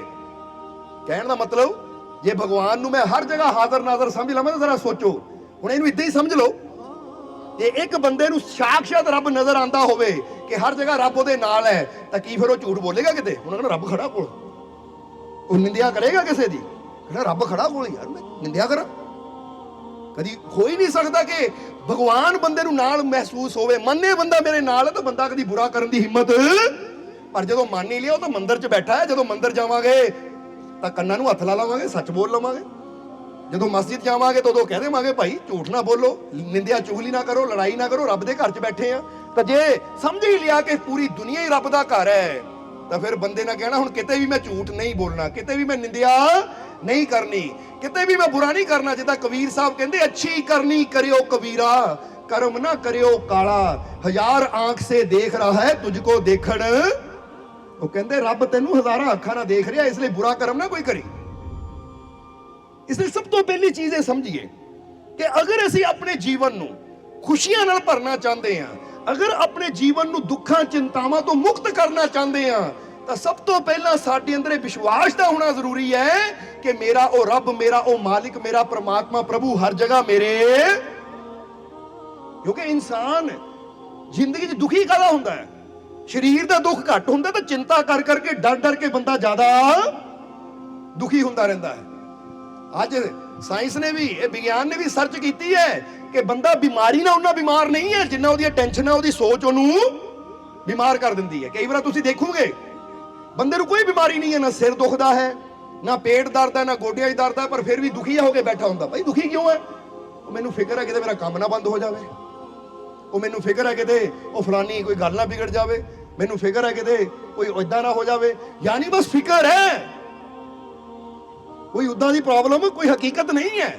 ਇਨਸਾਨ ਕਈ ਵਾਰ ਦੇਖਿਆ ਹੈ, ਜਰਾ ਹੁਣ ਸਮਝ ਲੈਣਾ ਇਸ ਚੀਜ਼ ਨੂੰ, ਕਿ ਕਈ ਵਾਰ ਦੇਖਿਆ ਹੈ ਕਿ ਇਨਸਾਨ ਉਹਨਾਂ ਚੀਜ਼ਾਂ ਦੀ ਫਿਕਰ ਵੀ ਕਰਦਾ ਜੋ ਜ਼ਿੰਦਗੀ 'ਚ ਸ਼ਾਇਦ ਹੀ ਕਦੀ ਹੋਈਆਂ ਹੋਣ। ਸਮਝਦੇ ਹੋ? ਹੁਣ ਇੱਕ ਇਨਸਾਨ, ਇਹ ਗੱਲ ਨਾ ਸੱਚੀ ਘਟਨਾ ਦੱਸਣ ਲੱਗੇ ਆ, ਸੱਚੀ ਘਟਨਾ। ਤੇ ਇੱਕ ਇਨਸਾਨ, ਅਸੀਂ 에ਅਰਪੋਰਟ ਤੇ ਸੀ, ਜਾ ਰਹੇ ਸੀ ਅਸੀਂ, ਕੈਨੇਡਾ ਜਾਣਾ ਸੀ ਅਸੀਂ, ਤੇ ਉੱਥੇ ਇੱਕ ਬਜ਼ੁਰਗ ਸੀ ਬੜਾ ਡਰਿਆ ਹੋਇਆ, ਉਹ ਸ਼ਾਇਦ ਪਹਿਲੀ ਵਾਰ ਜਾ ਰਿਹਾ ਸੀ। ਕਹਿੰਦਾ ਜੀ ਮੈਨੂੰ ਫਿਕਰ ਹੈ ਕਿਤੇ ਪਲੇਨ ਦਾ ਐਕਸੀਡੈਂਟ ਨਾ ਹੋ ਜਾਵੇ, ਕਿਤੇ ਪਲੇਨ, ਇਹ ਸੱਚੀ ਗੱਲ ਦੱਸਣ ਲੱਗਾ, ਬੜਾ ਉਦਾਸ ਜਿਹਾ ਦੁਖੀ ਹੋ ਕੇ ਬੈਠਾ ਸੀ ਕਿ ਪਲੇਨ ਦਾ ਕਿਤੇ ਐਕਸੀਡੈਂਟ ਨਾ ਹੋ ਜਾਵੇ। ਤਾਂ ਅਸੀਂ ਬਜ਼ੁਰਗਾਂ ਨੂੰ ਕਿਹਾ, ਬਜ਼ੁਰਗੋ ਕੀ ਗੱਲ ਹੋ ਗਈ, ਘਬਰਾਏ ਹੋਏ ਕਿਉਂ? ਕਹਿੰਦੇ ਮੈਨੂੰ ਫਿਕਰ ਹੈ ਪਲੇਨ ਦਾ ਕਿਤੇ ਐਕਸੀਡੈਂਟ ਨਾ ਹੋ ਜਾਵੇ, ਕਿਉਂਕਿ ਉੱਪਰੋਂ ਤਾਂ ਬੰਦਾ ਜਾ ਵੀ ਨਹੀਂ ਸਕਦਾ ਕਿਤੇ। ਅਸੀਂ ਕਿਹਾ ਬਜ਼ੁਰਗੋ ਅਗਰ ਨਾ ਥੋੜਾ ਜਿਹਾ ਅਸੀਂ ਇਹਨੂੰ ਸਰਚ ਕਰੀਏ ਕਿ ਅੱਜ ਤੱਕ ਪਲੇਨ ਹਾਦਸੇ ਕਿੰਨੇ ਹੋਏ ਹੈ, ਤਾਂ ਜੇ ਉਹਦੇ ਸਾਹਮਣੇ ਸੜਕ ਹਾਦਸਿਆਂ ਦੀ ਗੱਲ ਕੀਤੀ ਜਾਵੇ ਤਾਂ ਸੜਕ ਹਾਦਸੇ, ਰੋਡ ਐਕਸੀਡੈਂਟ ਕਿੰਨੇ % ਜ਼ਿਆਦਾ ਹੁੰਦੇ, ਤਾਂ ਪਲੇਨ ਐਕਸੀਡੈਂਟ ਤਾਂ ਬਹੁਤ ਘੱਟ ਸੁਣਨ ਨੂੰ ਮਿਲਦੇ ਆ। ਸਮਝਦੇ ਹੋ ਕਿ ਨਹੀਂ? ਇਸ ਲਈ ਇਹ ਕਿ ਪਹਿਲੀ ਗੱਲ, ਪਰ ਤੁਸੀਂ ਕੀ ਰੋਡ ਤੇ ਚੱਲਣਾ ਬੰਦ ਕਰ ਦਿੰਦੇ ਹੋ? ਔਰ ਦੂਸਰੀ ਗੱਲ, ਕਦੀ ਗੂਗਲ ਤੇ ਸਰਚ ਕਰਕੇ ਦੇਖੋ ਕਿ ਸਭ ਤੋਂ ਜ਼ਿਆਦਾ ਇਨਸਾਨ ਮਰਦਾ ਕਿੱਥੇ ਹੈ? ਕਹਿੰਦੇ ਬੈੱਡ ਦੇ ਉੱਪਰ ਇਨਸਾਨ ਮਰਦਾ, ਚਾਹੇ ਹਸਪੀਟਲ ਦਾ ਬੈੱਡ ਹੋਵੇ ਚਾਹੇ ਘਰ ਦਾ ਬੈੱਡ ਹੋਵੇ। ਜਦੋਂ ਹਾਰਟ ਅਟੈਕ ਹੁੰਦੇ ਕਿਤੇ ਵੀ ਹੁੰਦਾ, ਬੰਦਾ ਬੈੱਡ ਤੇ ਹੀ ਲੇਟਿਆ ਹੁੰਦਾ ਹੈ।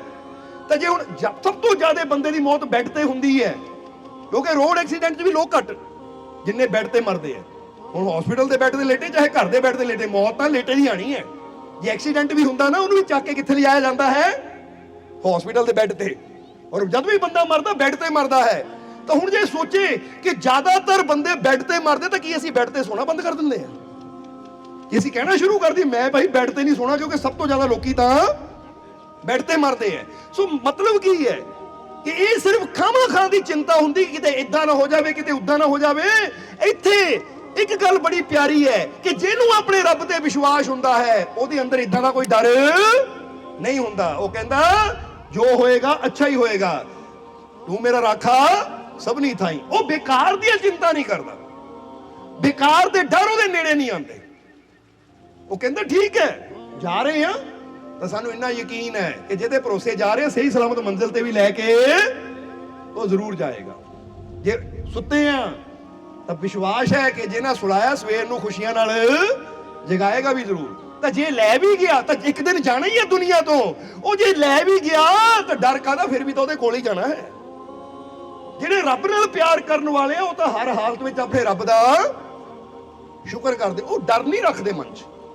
ਪਰ ਇਨਸਾਨ ਹੈ ਕਿ ਇਨਸਾਨ ਖਾਵਾਂ-ਖਾਂ ਡਰ ਡਰ ਕੇ ਆਪਣੇ ਜੀਵਨ ਨੂੰ ਹੀ ਦੁੱਖਾਂ, ਤਕਲੀਫਾਂ, ਪਰੇਸ਼ਾਨੀਆਂ ਨਾਲ ਭਰ ਲੈਂਦਾ ਹੈ। ਇਸ ਲਈ ਇੱਥੇ ਇੱਕ ਗੱਲ ਫਿਰ ਕਹਾਂਗੇ ਤੁਹਾਨੂੰ, ਇਹ ਗੱਲ ਨੋਟ ਕਰਨ ਵਾਲੀ ਹੈ, ਇਹਨੂੰ ਥੋੜਾ ਲਿਖ ਲੈਣਾ। ਇਹ ਗੱਲ ਕਿਹੜੀ ਹੈ ਕਿ ਅਗਰ ਕੋਈ ਪੁੱਛੇ ਨਾ ਕਿ ਇਨਸਾਨ ਦਾ ਭਵਿੱਖ ਕੀ ਰੱਬ ਲਿਖਦਾ ਹੈ? ਇਨਸਾਨ ਦਾ ਭਵਿੱਖ ਕੌਣ ਲਿਖਦਾ ਹੈ? ਆਉਣ ਵਾਲਾ ਸਮਾਂ ਕੌਣ ਲਿਖਦਾ ਹੈ? ਤਾਂ ਇਹ ਗੱਲ ਬੜੀ ਪਿਆਰੀ ਹੈ कि इंसान का भविष्य भगवान नहीं लिखता। स्वामी विवेकानंद जी की कहते हैं इंसान का भविष्य, इंसान का आने वाला कल भविष्य भगवान नहीं लिखता। इंसान का भविष्य उसकी सोच, उसकी आदतें, उसके कर्म लिखते हैं। समझते हो कि नहीं?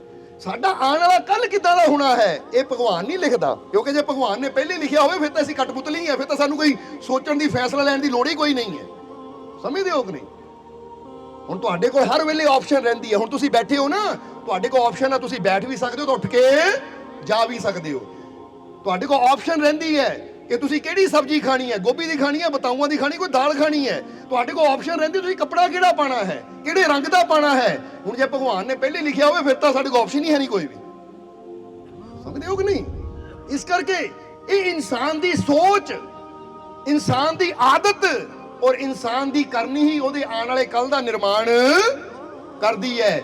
ਅਗਰ ਸਾਡੀ ਅੱਜ ਸੋਚ ਮਾੜੀ ਹੈ, ਡਰੀ ਹੋਈ ਸੋਚ ਹੈ, ਅਗਰ ਸਾਡੀਆਂ ਆਦਤਾਂ ਮਾੜੀਆਂ ਹੈ ਔਰ ਸਾਡੀ ਕਰਨੀ ਮਾੜੀ ਹੈ, ਤਾਂ ਸਾਡਾ ਆਉਣ ਵਾਲਾ ਕੱਲ ਵੀ ਕੀ ਹੋਣਾ? ਫਿਰ ਜਵਾਬ ਦੇ ਦਿਓ, ਮਾੜਾ ਹੀ ਹੋਣਾ ਨਾ।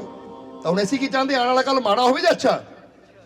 ਹੁਣ ਅੱਜ ਦੇਖਣ ਵਾਲੀ ਗੱਲ ਹੈ ਕਿ ਇਨਸਾਨ ਅੱਜ ਸੋਚ ਮਾੜੀ ਲੈ ਕੇ ਬੈਠਾ ਹੈ, ਆਦਤਾਂ ਉਹਦੀਆਂ ਮਾੜੀਆਂ ਹੈ, ਕਰਮ ਮਾੜੇ ਕਰਦਾ ਹੈ, ਤਾਂ ਸੋਚਦਾ ਕਿ ਆਉਣ ਵਾਲਾ ਕੱਲ ਮੇਰਾ ਅੱਛਾ ਹੋਵੇ, ਖੁਸ਼ੀਆਂ ਭਰਿਆ ਹੋਵੇ। ਇਹ ਮੂਰਖਤਾ ਨਹੀਂ ਤਾਂ ਹੋਰ ਕੀ ਹੈ?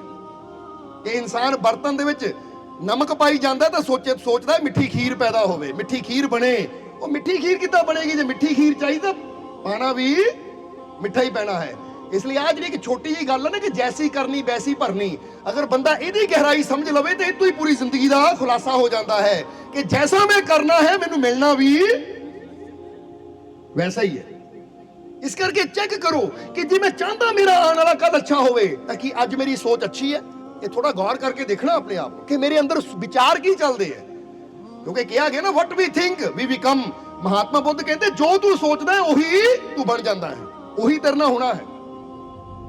ਹੁਣ ਅਸੀਂ ਫਿਰ ਕਵਾਂਗੇ ਆਪਣੇ ਅੰਦਰ ਨਾ ਥੋੜਾ ਸੋਚ ਨੂੰ ਦੇਖਿਆ ਕਰੋ ਕਿ ਮੇਰੇ ਅੰਦਰ ਵਿਚਾਰ ਕਿਦਾਂ ਦੇ ਚੱਲਦੇ ਆ। ਮੇਰੇ ਅੰਦਰ ਮਾੜੇ ਵਿਚਾਰ ਚੱਲਦੇ ਆ ਆਪਣੇ ਆਪ ਨੂੰ ਲੈ ਕੇ, ਆਪਣੇ ਪਰਿਵਾਰ ਨੂੰ ਲੈ ਕੇ, ਆਪਣੇ ਘਰ ਨੂੰ ਲੈ ਕੇ, ਆਪਣੇ ਕਾਰੋਬਾਰ ਨੂੰ ਲੈ ਕੇ, ਕਿ ਮੇਰੇ ਵਿਚਾਰ ਨੈਗੇਟਿਵ ਹੈ, ਮਾੜੇ ਹੈ, ਜਾਂ ਮੇਰੇ ਵਿਚਾਰ ਪੋਜ਼ਿਟਿਵ ਅੱਛੇ ਹੈ। ਆਪਣੇ ਆਪ ਨੂੰ ਲੈ ਕੇ ਕੀ ਇੱਥੇ ਥੋੜਾ ਜਿਹਾ ਦੱਸਾਂਗੇ, ਆਪਣੇ ਆਪ ਨੂੰ ਲੈ ਕੇ ਮੇਰੇ ਵਿਚਾਰ ਕਿਦਾਂ ਦੇ ਹੈ।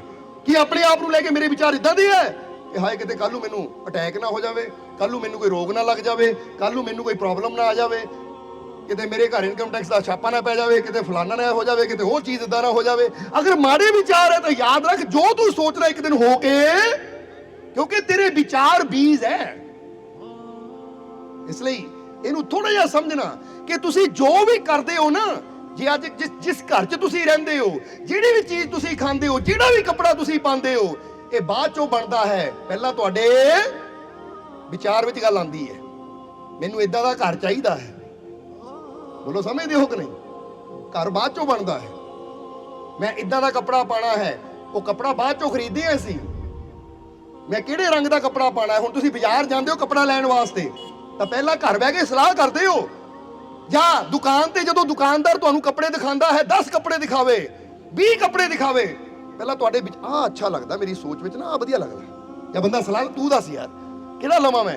ਫਿਰ ਪਹਿਲਾਂ ਇੱਥੇ ਉਹ ਚੀਜ਼ ਆਂਦੀ ਹੈ, ਮਾਈਂਡ 'ਚ ਪਹਿਲਾਂ ਆਂਦੀ ਹੈ, ਖਰੀਦਦੇ ਅਸੀਂ। ਹੁਣ ਜੇ ਅੱਜ ਤੁਹਾਡੇ ਘਰ 'ਚ ਫ੍ਰਿਜ ਹੈ, ਟੀਵੀ ਹੈ, ਬੈੱਡ ਹੈ, ਪਹਿਲਾਂ ਮਨ 'ਚ ਆਇਆ ਸੀ ਉਹ ਫ੍ਰਿਜ ਦੀ ਲੋੜ ਹੈ ਬੜੀ, ਕਿਉਂਕਿ ਪਾਣੀ ਠੰਡਾ ਪੀਣ ਨੂੰ ਚਾਹੀਦਾ, ਚਲੋ ਫ੍ਰਿਜ ਲੈ ਕੇ ਆਈਏ। ਏਸੀ ਦੀ ਲੋੜ ਹੈ, ਘਰ 'ਚ ਏਸੀ ਲਵਾਉਣਾ ਹੈ। ਸੱਚ ਦੱਸਿਓ, ਏਦਾਂ ਹੁੰਦੀ ਹੈ ਕਿ ਨਹੀਂ? ਜੇ ਤੁਸੀਂ ਘਰ 'ਚ ਪੇਂਟ ਵੀ ਕਰਾਉਣਾ ਹੋਵੇ ਪਹਿਲਾਂ ਸੋਚਦੇ ਹੋ, ਜਾਂ ਪਹਿਲਾਂ ਸਿੱਧੀ ਪਹਿਲਾਂ ਕਰਦੇ ਪੇਂਟ ਬਾਅਦ 'ਚੋਂ ਸੋਚਾਂਗੇ? ਏਦਾਂ ਹੁੰਦੀ ਹੈ ਕਦੀ? ਸੋ ਤੁਹਾਡੀ ਸੋਚ, ਸਮਝ ਲਓ ਸੋਚ ਉਹ ਬੀਜ ਹੈ ਕਿ ਜਿੱਦਾਂ ਦੀ ਸੋਚ ਦੇ ਬੀਜ ਤੁਸੀਂ ਬੋਣੇ ਆ ਉਦਾਂ ਦਾ ਫਲ ਤੁਹਾਨੂੰ ਮਿਲ ਜਾਣਾ ਹੈ। ਇਸ ਲਈ ਸਭ ਤੋਂ ਪਹਿਲਾਂ ਇੱਕ ਪੁਆਇੰਟ ਚੈੱਕ ਕਰਨਾ ਕਿ ਮੇਰੇ ਅੰਦਰ ਆਪਣੇ ਆਪ ਨੂੰ ਲੈ ਕੇ, ਆਪਣੇ ਕਾਰੋਬਾਰ ਨੂੰ ਲੈ ਕੇ, ਆਪਣੇ ਪਰਿਵਾਰ ਨੂੰ ਲੈ ਕੇ, ਆਪਣੀ ਜ਼ਿੰਦਗੀ ਨੂੰ ਲੈ ਕੇ ਵਿਚਾਰ ਕਿਦਾਂ ਦੇ ਹੈ। ਜੇ ਮੈਂ ਆਪਣੇ ਆਪ ਨੂੰ ਕਮਜ਼ੋਰ ਸਮਝੀ ਜਾਂਦਾ ਆ ਕਿ ਮੇਰੇ 'ਚ ਕੁਝ ਕਰਨ ਦੀ ਹਿੰਮਤ ਹੈ ਨਹੀਂ, ਤਾਂ ਫਿਰ ਵਾਕਈ ਹੋਣਾ ਨਹੀਂ ਹੈ। ਪਿੱਛੇ ਜੇ ਨਾ ਸਾਡਾ ਪਿਛਲੇ ਸਾਲ ਸ਼ੇਖੇ ਸਤਸੰਗ ਹੋਇਆ ਸੀ, ਦੱਸਣਾ ਚਾਹਾਂਗੇ ਤੁਹਾਨੂੰ ਸੱਚੀ ਘਟਨਾ। ਸ਼ਾਇਦ ਲੜਕੇ ਦੇ ਮੋਬਾਈਲ 'ਚ ਹਾਲੇ ਵੀ ਉਹ ਇੱਕ ਕੈਲੀਫੋਰਨੀਆ ਵਿੱਚ ਇੱਕ ਬਿਰਧ ਔਰਤ ਹੈ, ਸ਼ਾਇਦ ਉਹਨਾਂ ਵੌਇਸ ਮੈਸੇਜ ਭੇਜਿਆ। ਕੀ ਸੀ? ਕਹਿੰਦੀ ਮੈਂ ਮਾਲਕਾਂ ਦਾ ਸ਼ੇਖੇ ਵਾਲਾ ਸਤਸੰਗ ਸੁਣਿਆ, ਮੇਰੇ ਗੋਡਿਆਂ 'ਚ ਇੰਨੀ ਪੇਨ ਰਹਿੰਦੀ ਹੁੰਦੀ ਸੀ ਕਿ ਮੇਰੇ ਤੋਂ ਘਰ ਦੀਆਂ ਪੌੜੀਆਂ ਵੀ ਨਹੀਂ ਚੜ੍ਹ ਹੁੰਦੀਆਂ ਸੀ, ਪਰ ਜਦੋਂ ਮੈਂ ਉਹ ਸ਼ੇਖੇ ਪਿੰਡ 'ਚ ਸਤਸੰਗ ਸੁਣਿਆ, ਉਹ 'ਚ એનર્ਜੀ ਦੀ ਗੱਲ ਕੀਤੀ ਕਿ ਆਪਣੇ ਆਪ ਨੂੰ ਕਮਜ਼ੋਰ ਨਾ ਸਮਝੋ।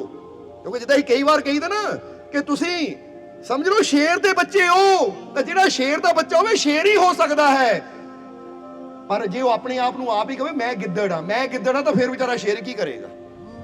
ਸਮਝਦੇ ਹੋ ਕਿ ਨਹੀਂ? ਅਸੀਂ ਸਾਰੇ ਪ੍ਰਮਾਤਮਾ ਦੇ ਬਣਾਏ ਹੋਏ ਇਨਸਾਨ ਹੈ, ਔਰ ਜੇ ਸਾਡੇ ਰੱਬ ਨੇ ਸਾਨੂੰ ਬਣਾਇਆ ਤੇ ਇਹਦਾ ਮਤਲਬ ਉਹਦੀਆਂ ਸ਼ਕਤੀਆਂ ਵੀ ਸਾਡੇ ਅੰਦਰ ਹੈ ਜਾਂ ਨਹੀਂ? जरा सोचो, कहते माता पिता के गुण बच्चे अंदर भी हुंदे है। ये गल हमेशा याद रखो। तां ही तां 2-3 चीज़ां दा स्वामी विवेकानंद जी कहते जीवन च सदा ख्याल रखो। किहड़ियां चीज़ां दा? कि अगर अपने जीवन नूं बदलना है ना, तो कहते जेड़े निंदक है, क्रोधित इंसान है, उन्होंने झूठ तो बचो। क्योंकि आ लार जो मूँह चों निकलदी है ना, जदों इहदे अंदरों तत्त हुंदे है, जदों बुरे दी सोबत विच बैठदे आ, उहदी एनर्जी दा साडे ते असर हुंदा, ते जदों बुरे दा झूठा खांदे तो बुराई भी साडे अंदर चली जाती है। ये गल स्वामी विवेकानंद जी दे वचन है। तां ही तो स्वामी विवेकानंद जी ने घटना दसी सी ना तुहानू, कि जो शिकागो गए सी, शिकागो स्वामी विवेकानंद जी ने भाषण दिता, तो 2 मिनट तक कहते पूरे हाल च लोगों ने खड़े होकर ताड़ियां बजाइयां। इन्ने लोग प्रभावित होए स्वामी विवेकानंद जी के वचनों तो कि वो सारे लोग स्वामी विवेकानंद जी के सिर झुकाता उन्होंने। तो जेडे उत्थे स्टेज के उपर होर आए सीगे, उन्होंने पोप, उन्होंने पादरी, कोई होर भी, वो थोड़े जैलस करन लगे कि साडी वारी इन्नियां ताड़ियां बजियां नहीं जिन्नियां स्वामी विवेकानंद जी जो इंडिया तो आए उन्होंने वास्ते बड़ा इन्होंने किया। तो स्टेज के उपर एक नौजवान सी, सुनिए ना घटना है कि नौजवान सी जिन्हों की दसिया गया सी, भाई जिन्ने स्टेज ते महापुरुष आए तू पानी पिलाना इन्हों किसी चीज़ की लोड़ है, देनी है। तो जदों स्वामी विवेकानंद जी का भाषण खत्म होया, उन्होंने वास्ते इन्नियां ताड़ियां बजियां, तो नौजवान जिहड़ा अमेरिका का ही सी, इहदे मन च जलन जी आई, गुस्सा जिहा आया कि लै एक साधु जिहा आया इंडिया तो, इहदे वास्ते इन्नियां ताड़ियां, साडे बारे साडे पोप बोले आ, साडे बाकी महापुरुष बोले आ, किसी ने इन्ना ताड़ियां नहीं बजाइयां, और इन्हां बारी बड़ा लोगों ने इज्जत की। गुस्सा जिहा आ गया, जैलस, जलन हुई मन च। तो उधर स्वामी विवेकानंद जी भाषण दे के तो कुर्सी ते बैठे, तो उन्होंने इशारा किया, a young man water please, कि पानी लैके आई, प्यास लगी है। क्योंकि भाषण तो बाद गला सुक ही जाता है। जो पानी लैके गया गुस्से च जाके गिलास अगे किया, इधर ट्रे रखी, स्वामी विवेकानंद जी का चेहरा देखा कि चेहरा गुस्से च है। वो कहते नौजवान लै जा, मैं नहीं पानी पीना। तो उन्हें पता की क्या, कहते जी मैं किहड़े च जहर पाता है। उन्हें गुस्से च कहा मैं किहड़े च जहर पाता है, कहते मैं नहीं पीना, मंगाया तुसी सी, हुण लियांदा, कहते मैं नहीं पीना, मैं कोई जहर नहीं पा दिता। तो स्वामी विवेकानंद जी कहते मुस्कुरा के कहते जहर पाने की लोड़ नहीं, ऑलरेडी तू पा चुका है। क्योंकि जदों तू क्रोध दे नाल पानी पाया, तो तेरे गुस्से नाल पानी पाण नाल ही वो तेरे गुस्से वाली एनर्जी इहदे चली गई है भाई, इसलिए ये पानी मैं नहीं पीना।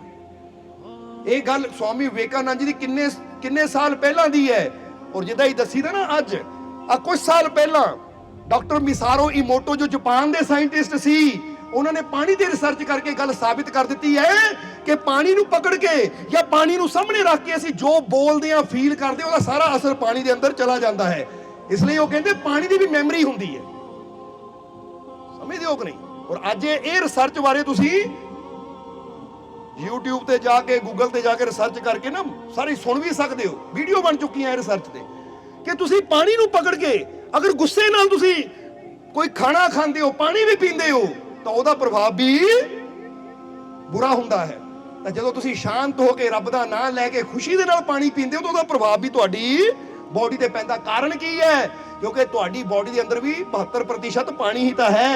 एक गिलास पानी का जिस भावना नाल तुसीं पीना, उन्हें अंदर जाके 72% जिहड़ा पानी है तुहाडे अंदर, वो इफेक्ट उत्ते भी पा देना है। अज तुसीं कई बार गौर करदे हो ना, एक बारी सोच के देखना कि जे तुसीं खाना बना रहे हो, कोई चीज़ तैयार कर रहे हो, पर नाल नाल निंदिया कर रहे हो, चुगली कर रहे हो, या क्रोध नाल खाना बनाते हो, तो जिहड़ा भी वो खाना खाना है उन्होंने उन्हें लाभ घट देना, तो नुकसान ज़्यादा देना है। और ये चीज़ नूं शुरू तो गुरु रहबर समझते, इसलिए वो कहते सी भाई भोजन बनाना है तो रब दा नाम लैंदिया बनाओ, और जदों खाना खाना तो पहला शांत होके रब दा नाम लो, ताकि एक एक निवाला तुहाडे अंदर जावे तो अमृत दा काम करे, और रोटी तुहाडे अंदर जावे तो वही जाके तुहाडे दुखां नूं दूर कर देवे। क्योंकि अच्छी भावना नाल रब दा नाम लैके कोई चीज़ खावांगे तो उदां ही साडे जीवन दे कई दुख दूर कर दिंदी है। ये समझ लेना सारिਆਂ ने। पर जदों अज हुंदा की है, खाना बनाने लगे या खाना खाण लगे सामने चलदा हुंदा टीवी, या ध्यान हुंदा है, समझदे हो ध्यान किधर हुंदा है। कईयां नूं फोन आया हुंदा, कंन नाल हैडफोन लगे हुंदे है, वो फलाना तैनूं पता इदां करदा सी, वो फलाना इदां करदा, उधर रोटी पकी जानी है, उधर निंदिया होई जानी है, तो सारा असर खाने जाना है। और फिर बंदा की कहंदा है, अजकल घर दे विच प्यार रिहा नहीं, अजकल बच्चे सानूं पुछदे नहीं। वो पुछना कित्थों है, प्यार दी भावना तां पाओ। नहीं तो सच एक गल आप तुसीं सोच के देखना, ਕਿ ਫਰਜ਼ ਕਰੋ ਤੁਸੀਂ 4 ਬੰਦੇ ਬੈਠੇ ਹੋ, ਚਾਰਾਂ ਨੂੰ ਇੱਕ ਇੱਕ ਨਿੰਬੂ ਦੇ ਦਿਓ ਔਰ ਨਾਲ ਇੱਕ ਇੱਕ ਪਾਣੀ ਦਾ ਗਲਾਸ, ਔਰ ਸਾਹਮਣੇ ਚੀਨੀ ਰੱਖ ਦਿਓ, ਨਮਕ ਰੱਖ ਦਿਓ, ਸਭ ਕੁਝ ਸੇਮ ਸਾਰਿਆਂ ਨੂੰ ਦੇ ਦਿਓ ਔਰ ਸਾਰਿਆਂ ਨੂੰ ਕਹੋ ਭਾਈ ਨਿੰਬੂ ਪਾਣੀ ਬਣਾਓ।